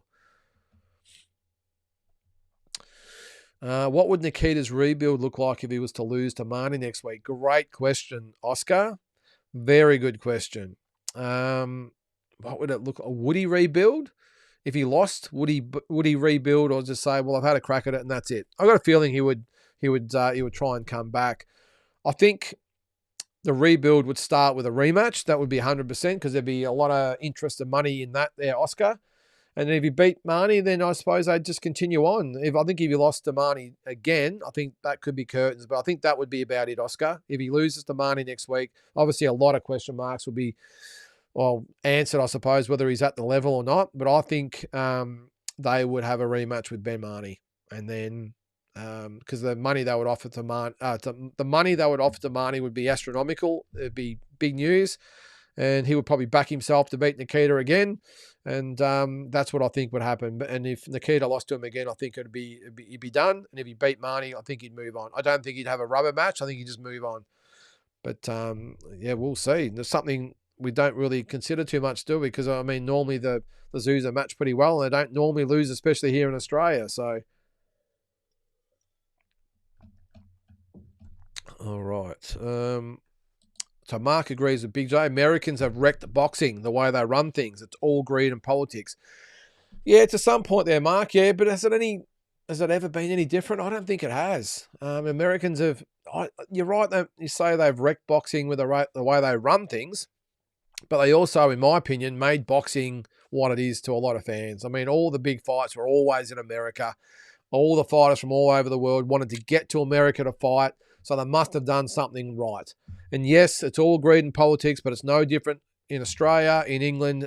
Doesn't matter. It's all greed and politics. Maybe a little bit more in America. I would think probably in America there's more politics than anywhere else. But as far as greed goes, mate, that's everywhere. everyone's after their slice of the pie. But yeah, you're probably right as far as politics goes. It is an America thing. But as I said, America for me is where I always seen the home of boxing and big time boxing, and I don't think that's changed. But it's interesting that though when you look at it these days, that all the big fights seem to be outside of America, don't they? So, and there's not a lot of real bona fide superstars coming out of the American sort of system, is there? So. What's that, Big J? The IBO, yeah, but they're looking for legitimacy. But, mate, they've been looking for legitimacy for probably 15 years. I don't think they're going to get it. I don't think they'll ever get legitimacy. All right, Glenn, the good thing about the various bodies is competition. It makes them work for the audience. Once again, look how bland UFC has become. Yeah, it's a good point, Glenn, because maybe the UFC has become stagnant because they've only got themselves to compete with. Because there is no competition out there. I mean, you even look back, I've never been a massive wrestling fan, but you look when the WCW came in and the WWE had to really step it up, and away they went. And now you even see it with the boxing side of things with Turki Al-Rashid coming in. Well, he's done massive things, but now Zuffa's come in. You can see everyone's now on the toes. The Eddies and Oscars and everyone all on the toes a little bit more. And maybe that's what's happening with the UFC. Maybe it's just, they've got no competition, so they're just going through the motions at the moment. Drew says, I can't stand the UFC, but I've watched it with friends who love it. The one thing they do better than us is get to the main event quicker without all the fluff and delay. Yeah, I will agree with that, Drew. They have a 3-hour window, and that is it. And I've always said, this is the thing about boxing over there as well, though. It's not just UFC. But in the States, I've said it numerous times, the main event could be, say, 8:30, and that is it. And they work backwards from there. So the main event is on at 8:30. We've got 30 rounds or 40 rounds, whatever it is on the undercard, maybe 30 to 35 rounds or 36 rounds, whatever. And then they work back from there, and that's the way it is. So the main event does not come on any later than 8:30, maybe 9 o'clock, and that is it. Where I think here in Australia, it's like, we'll start the show at 7. We've got 60 rounds of boxing. Well, we'll either be out of here at 10 or we'll be out of here at 12:30. There's no real method to it, I don't think, here. But the UFC do it, and the boxing do it as well. I've seen it myself over there numerous times. You can almost set your watch to what time the main event, the ring walk starts. So that's one thing, especially with these Wednesday shows, they need to get right. They should have the main event on by no later than 9:30, I would think. Glenn, remember the crowds at the pubs to watch UFC years ago? Hardly draws a handful of people now. As I said, mate, no, zero. Not one person.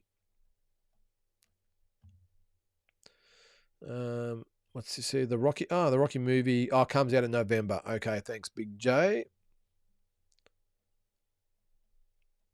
So Glenn says it's been on the slide since McGregor. We'll never get back to it again. Well, you think that that Conor McGregor and Ronda Rousey were around at the same time and just took that sport to the stratosphere. Amazing to have the biggest male and female, not just probably even UFC, but even just combat sports in general, two of the biggest stars ever. That includes all the crossover or the boxing and all that sort of stuff as well. Conor McGregor, the brand of Conor McGregor, and even the brand of Ronda Rousey.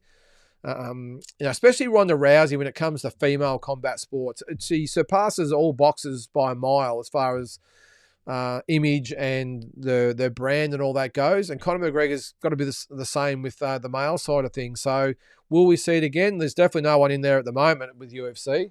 I didn't really know the two guys yesterday, although is it Mark Madev or whatever his name was yesterday? I think that was his name.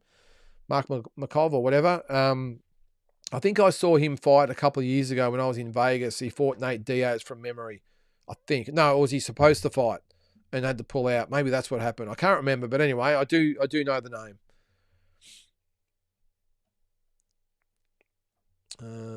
What do we got here? I see a few use having to say in the chat there. Zarafa must retire, and as much as I love Eddie Hearn, I can't see his business model working in Australia. Yeah, that's Frank.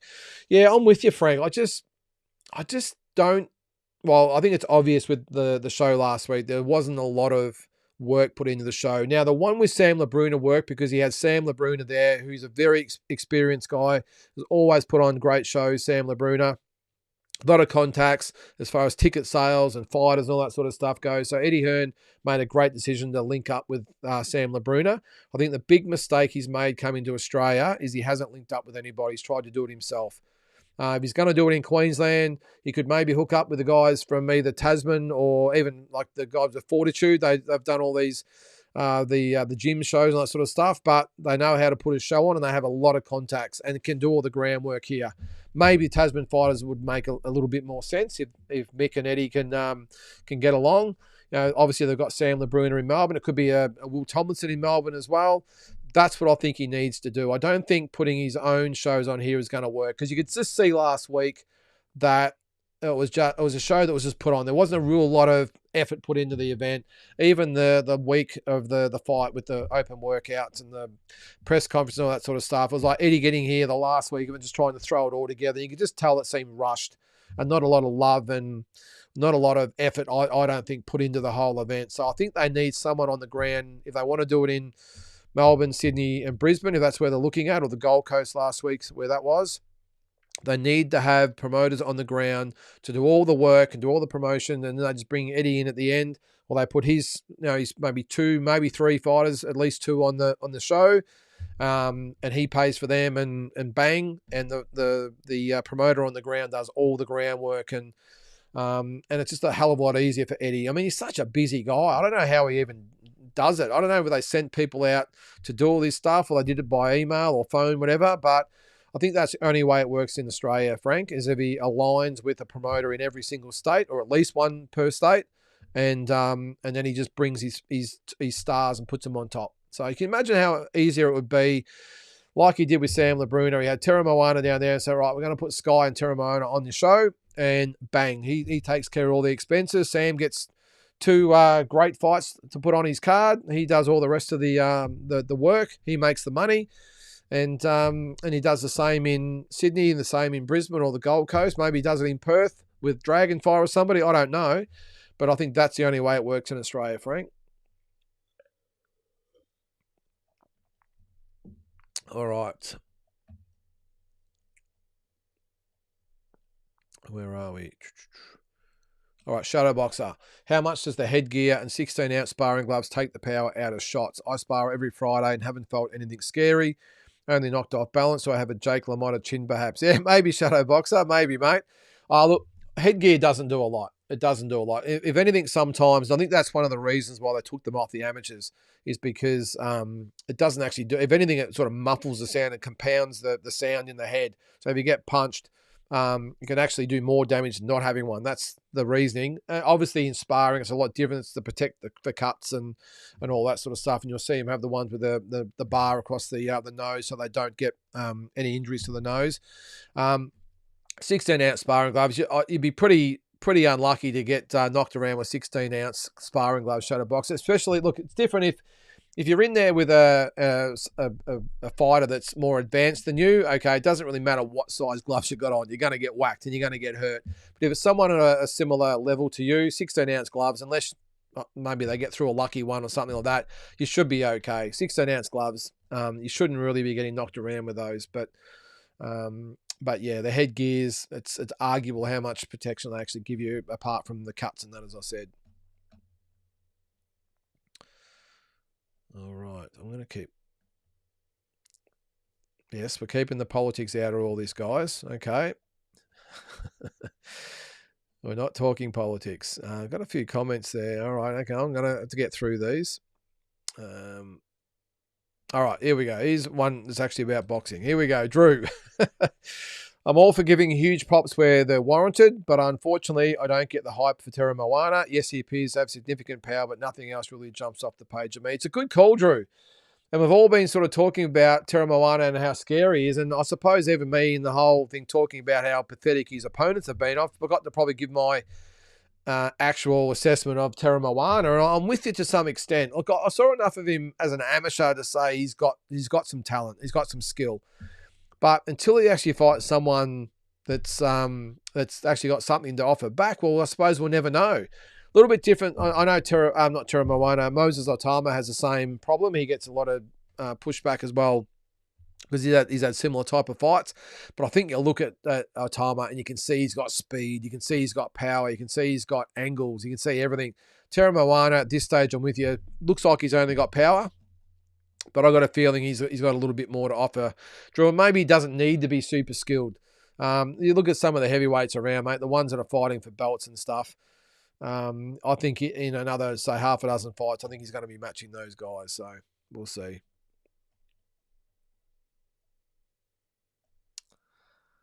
Come on, guys. Let's be done with the political stuff. Mr. Gentleman, Terra Moana looks good and entertaining. Blow up his record is fine. Calling it now, he won't win a world title, though. Yeah, I'm still to be convinced too there, Mr. Gentleman. Yeah, look, I just think I think he's going to be in some very, very big fights. I think having Eddie Hearn behind him, I think he'll get the opportunities, and he'll create enough noise where he'll get some big fights. But I'm with you. I'm far from convinced that he's actually going to win a world title. I would think, and I know I'll get some pushback about this as well, I think Justice Huni is the better fighter, and I think he is more likely to maybe win a portion of the world title. I know he's got a suspect chin. I know hasn't got a lot of power. I get that. But if you're looking between the both of them, I think that Justice Huni is going to give those top liners a little bit more trouble, I think, than what Terra Moana might. Of course, he's got the big power, but when you're fighting guys that you can hit quite easily, of course you're going to look like you're powerful and you can punch really hard. If you've got the heavyweights that know how to slip and block and sort of ride with the punches and just negate his punching overall, well, that's probably where the big test is going to come. Because you got guys like Savage last week who was just moving around, just waiting to be knocked out. And when he did get hit, let's just say he didn't take much convincing to stay down. Let's just say that. But I'm with you there, Mr. Gentleman. I think he's got a lot of convincing to be done. But so far, I mean, he's got a lot to work with, Eddie Hearn with Terra Moana. And I just think his image, the way he speaks, obviously he can fight as well. I think he's going to get some big fights. But, yeah, I'm with you. I'm far from convinced he's actually going to be at that elite level. But, again, we will see. Hopefully soon.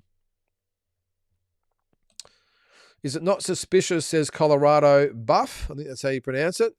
Is it not suspicious Clarissa Shields had her gloves on in a post-fight interview? I saw that as well. I saw that today there, we'll call it Colorado, and I thought, hang on, what the hell is going on there? She still had her gloves on at the post-fight press conference, which is something you never see. Normally they take them straight off. Good question there, mate. I have no answer to that, but yeah, is it suspicious? Maybe.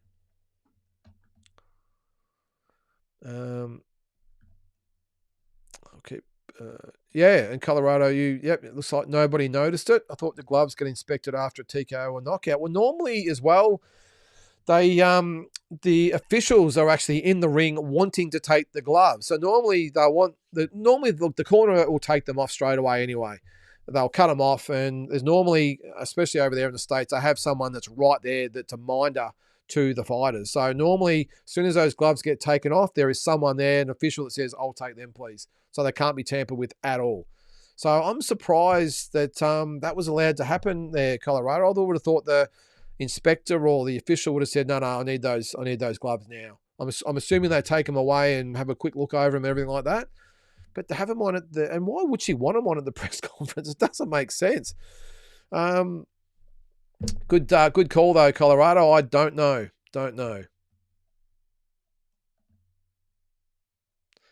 I think I'm a long way behind here, right? Because I'm getting comments about the mic that I think I answered that about an hour ago.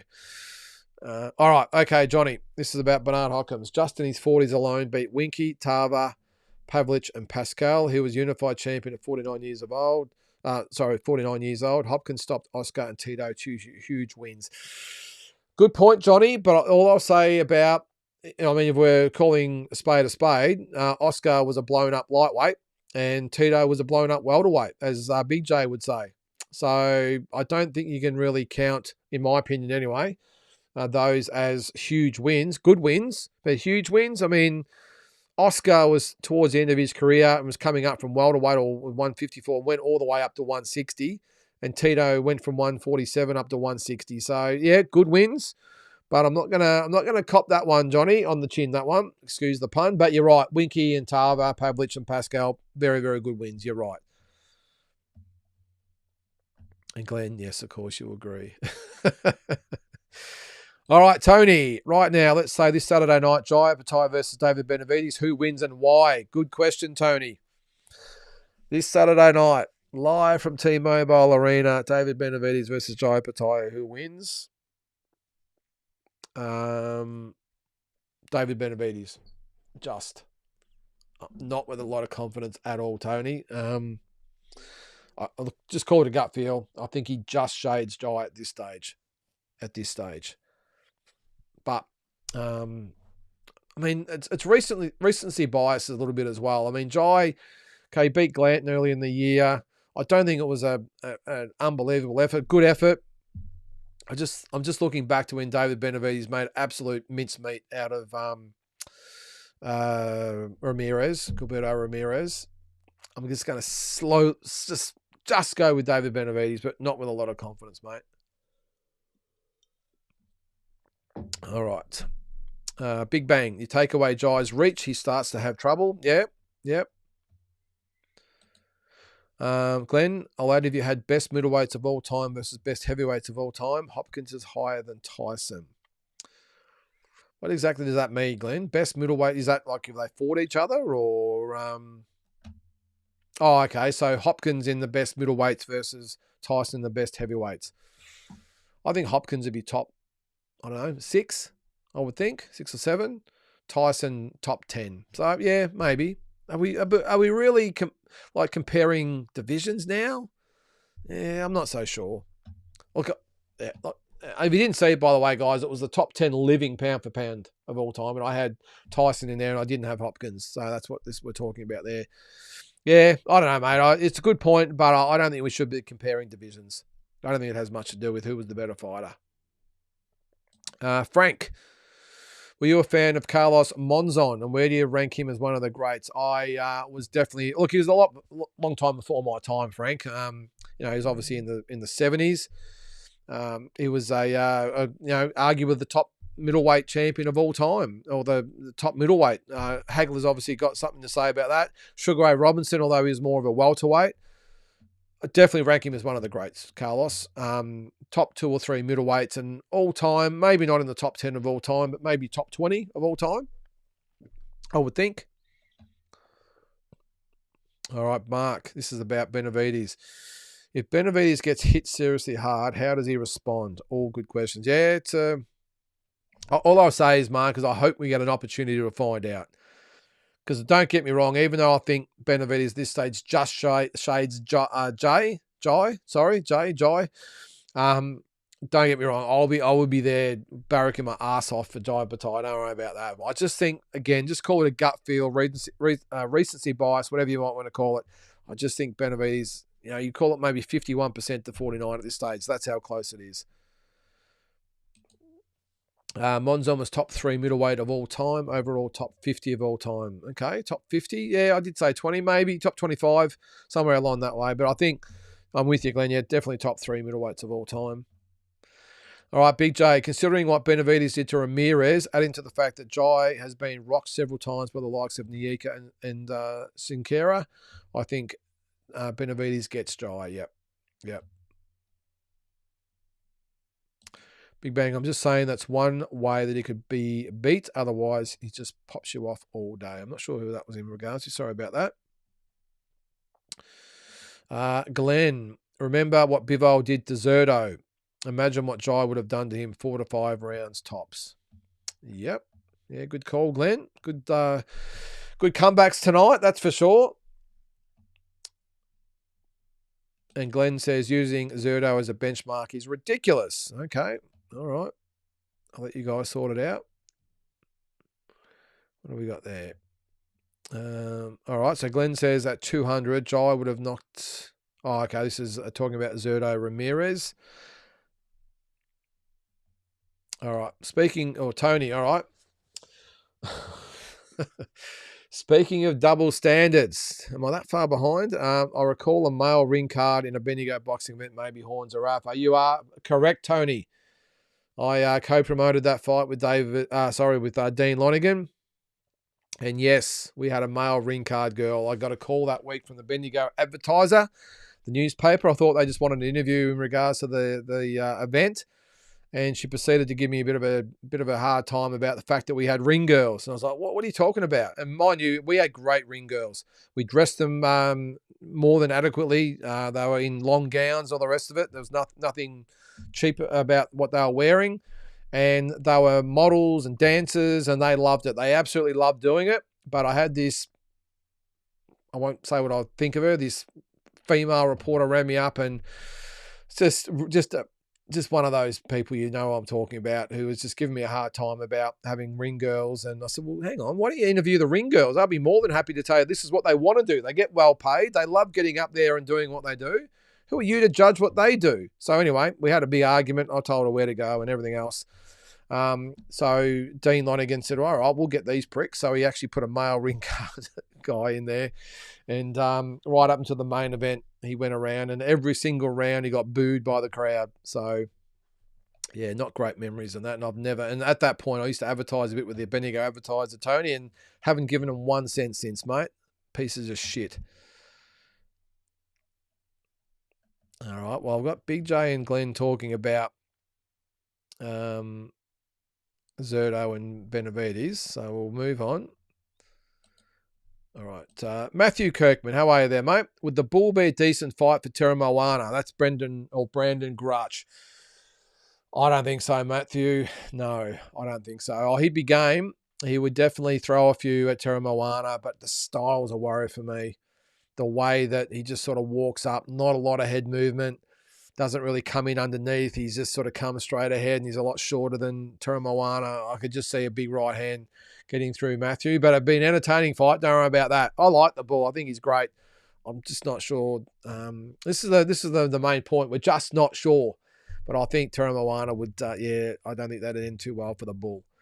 All right, Drew, Crawford won't come back. He has money, he's got legacy, he has kids and baby mamas, and he's living a life of financial freedom and adventure with a bachelor lifestyle. Living the life, Drew, that's for sure, mate. Yeah, Glenn agrees. Grush is a solid fight, but it probably only goes 3 rounds.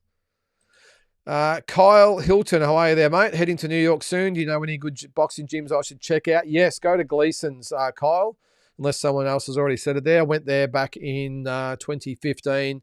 Lots of great fighters have come from Gleason's gym. It's a bit of a landmark there it's in Brooklyn. So go check that out, mate. Look, there'll be gyms everywhere, but definitely go check out Gleason's, mate. It's a bit of a tourist attraction, and all the big, a lot of stars that come out of there, and they have all the press conferences and all that there. So Gleason's gym, mate, that's the one I would recommend.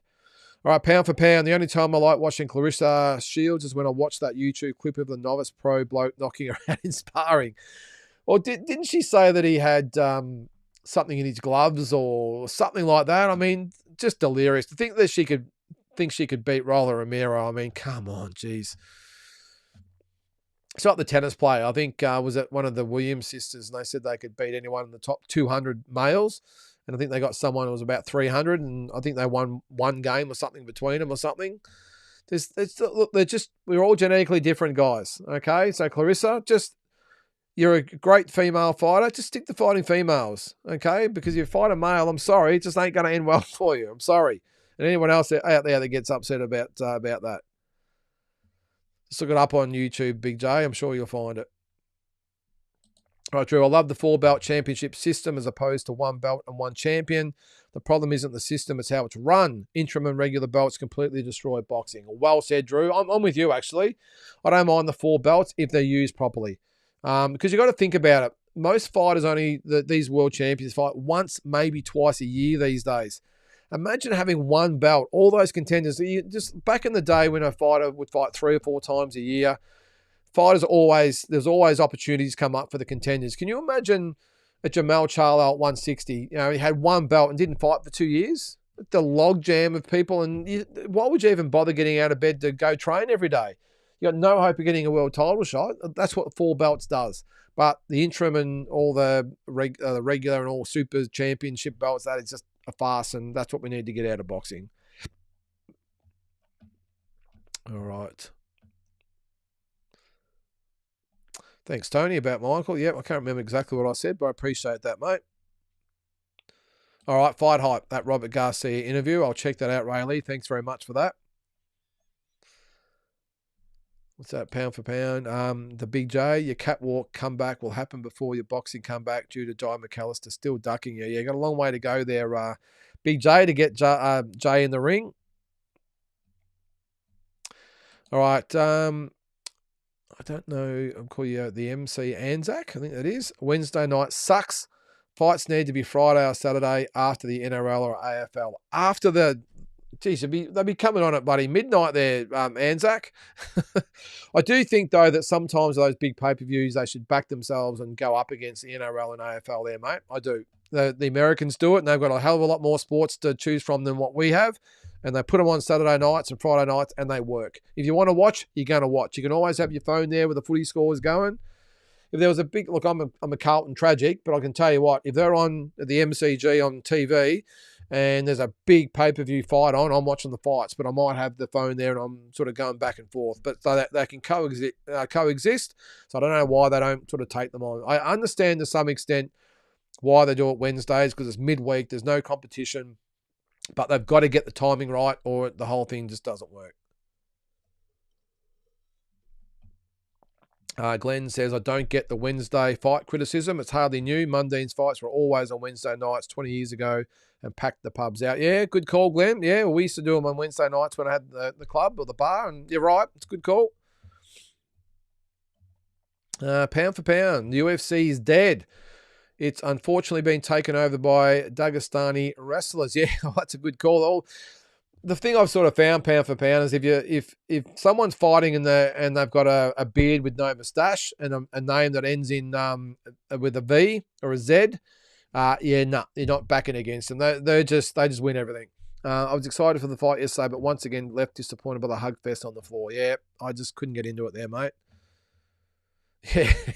Bring back drunk Connor, not sober Connor. Yep. Anzac, I remember Mundine coming out to the ring at midnight on a Wednesday night. I love Mundine, but that was horrible for anybody with a job. Yeah, I'm with you there, mate. Yep. Drew hates Wednesday night fights. The schedule is hardly ever monitored to end at a reasonable hour, and I have to work dead tired the next day. As I said, mate, they need to have the main event no later than 9:30, and so it's all over by 10:30, and happy days. Then I don't think it'll be an issue. Even 9 o'clock, they could have, because we don't need the amount of fights they put on. That's the one thing. I mean, what did I say? I've got 11 fights. Why do you need 11 fights on? Unless you've got a roster of fighters that you need to put on to fulfill contracts and obligations and all that sort of stuff. But if you don't need to have them on, why have them on? In my opinion, when it comes to the pay-per-views, I think you need 4 fights. That is it. 4 fights on the card. And the main event starts at 9 o'clock. So kick it off even at 6 o'clock in the evening. That's what they do for the American shows. 6 o'clock it starts. The main event is on no later than 9 o'clock. And as I said before, most of the time it's sort of 8:30 or something like that. That's what they need to do on a Wednesday night, and everyone will be happy with that, I'm assuming. Let me know. But I think start at 6 o'clock. Main event comes on at 9 o'clock, and everyone's happy. They're in bed by 10:30, and no problems. Glenn says the appeal back in the day for UFC was different, or different styles: Thai boxing, wrestling, jiu-jitsu, karate. Yeah, and now it's sort of a little bit of all boxing and there's grappling, isn't it? That sort of seems to be it. And a little bit of kicking as well. I don't know. It's not my thing. If you're a UFC fan, let me know. But I'm sorry. I just cannot get into it.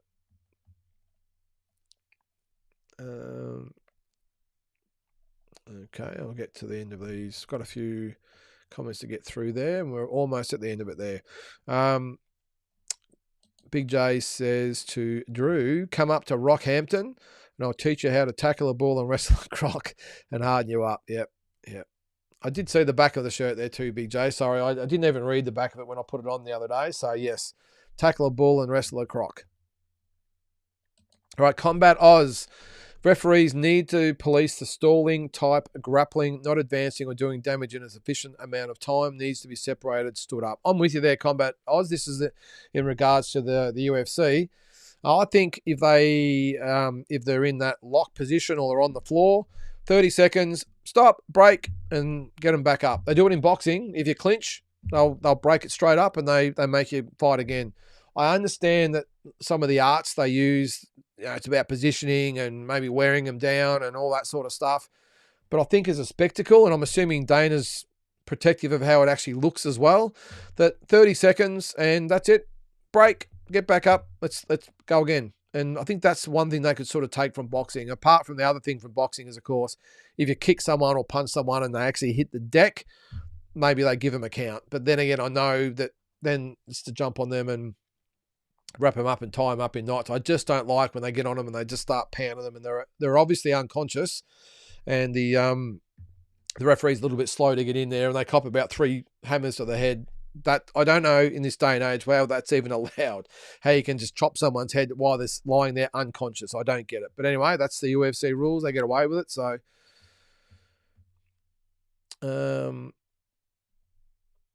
Glenn, Spinks was a blown up light heavyweight. Yeah, no, I'm not saying he wasn't there, Glenn, but he was also the lineal heavyweight champion. That's all. He was the lineal heavyweight champion. He'd beaten Larry Holmes twice. So that's just a fact. It's not an opinion. I get it. If he had just been a light heavyweight who just jumped up to heavyweight and was beaten by Tyson, I get it. But he was the lineal champion. So, and he'd been at heavyweight for when they fought 3 years. So, right, pound for pound. In regards to Clarissa's glove gate, I couldn't even recognise the brand of gloves she was wearing. Yeah, I'm with you there as well. I tried to actually make that out as well. I think it was written on the glove, so I'll double check that. But it's just the fact that she had the gloves on just made no sense to me at all. All right, Big J, serious question. Paro versus George Kambosos. Legit fight for Liam or just fighting a blown up, washed up lightweight? A little bit of both, Big J. I think George is definitely a blown up. I won't say he's washed up. He's a blown up lightweight. But it's a legit fight for Liam. I just don't know why he needs to do it, Big J. That's, I think I said on one of my videos the other day. Yes, I know it makes sense commercially, easy to sell to the boxing fans, good payday for both. I think it's a very winnable fight for Liam Paro. I don't think George Kambosos has really a hope of beating Liam. I just think Liam's at the stage of his career where he's hitting his peak. I don't think George is anywhere near his peak, so I think Liam wins the fight easily. But I understand why they would want to make it, because it makes sense to put it on commercially here in Australia. But yeah, it's a legit fight. I just don't understand why Liam would consider it, apart from just if he's got nothing else on the agenda. Just doing as a fight to maybe help his image here in Australia. Maybe the money would be good. But when you've got all those guys in his division, he's got one of the belts, they're all going to come for him. I don't know why he'd fight George over one of those guys. Now, look, if all those other elite guys in the 147-pound division have all got other obligations or other things happening, then that fight makes sense. But if you've got a choice out of fighting a Conor Benn or a Ryan Garcia or a Teo or a Rowley or Haney, why would you fight George? It doesn't make sense to me. But unless, as I said, that there's nothing else going on, well, all right, we've got a voluntary, we'll fight George Kambosos. Got to remember too, though, George has got to have a fight to get ranked at 147 as well. He's going to look small at 147 too, by the way. But he'd need a fight to get ranked. Paro then would obviously have to have another fight in the meantime. And who knows what can happen after that once all those other welterweights are finished with each other. I've just got a feeling that there'll be just much bigger fights out there for Liam Paro. But again, if there's nothing in the wings, then George makes sense. Admit defeat. Never, Glenn. Never. Shadowboxer, how much do ring girls get paid? My wife needs a job. Well, I used to pay them pretty good. I can't remember exactly what they got, but they were more than happy with it. Used to have the same girls all the time and they absolutely loved it.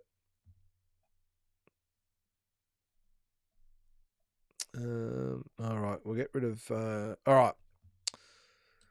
Anzac, a silly idea just to throw it out there. Imagine Nikita winning a belt and challenging Tim. Could this brotherly tiff be a long game set up? No, mate, it's never going to happen. We had the same question about the Maloneys. Don't worry, it'll never happen. They might not talk to each other at the moment, Nikita and Tim, but they're still brothers. I don't think they'd fight each other for $100 million. maybe 100 million, who knows? But yeah, I don't think so. I think Tim would wish Nikita all the best, and that would be it. I think they'll eventually sort it out. I just think at the moment, Tim's obviously not happy with Nikita because he's stuck with the previous team, but I just think it's also putting Nikita in a bit of a situation that he shouldn't be in, where he's choosing between a team that he's obviously very happy with and his brother who's got a problem, and he expects him just to turf him just because he did. So it's a really difficult situation for Nikita. I think it's unfair, without going over old ground, a little bit unfair for Tim to be unhappy with Nikita because he stayed with the original team. I know there's other sides of the coin where you say, well, it's his brother, he's got to stand by him, all that sort of stuff, but I don't think it's going to end up in the ring, Anzac, put it that way. Yeah, well, money talks, but no, I don't think so. All right, the Big J. Liam should wait until after the Rolly-Teo fight and fight the winner. Yeah, I think that fight makes sense, Big J. Look, by all accounts, the Haney fight's going to happen, from what I've heard and seen and read and everything else. But it's not over the line until it's over the line, if that makes sense. I think, well, the fact that they've been going back and forth on social media, you can see that Haney wants to fight Liam, Liam wants to fight him, but then, of course, that's just the easy part. Then you've got to get all the negotiations underway, and it's got to make sense. And the sanctioning bodies are on board. There's no problems with that, so they'd be easy to make that way. And if Liam accepts a payday or a purse that's acceptable, I think the fight makes sense to make. I think I've said a couple of times, I still think Liam is maybe coming back a tad early, but geez, if you get a fight with Devin Haney for a couple of $1 million, well, of course you're going to take it, aren't you? So if it doesn't come off, then maybe he does wait for the Rolly and Teo winner. It'd be a great fight with either of those two guys as well. I know there was a lot of comments on my videos last week when I was talking about Liam versus a lot of these guys, and there's a few in there that just don't give him any chance whatsoever. I don't know why you would not give him a chance. I mean, he's a very, very good fighter, Liam. Is he at the level of a Haney or a Teo or a Garcia? Well, I don't know. We won't know till they fight. But I think I'd happily back Liam against someone like Rolly Romero and a Conor Benn.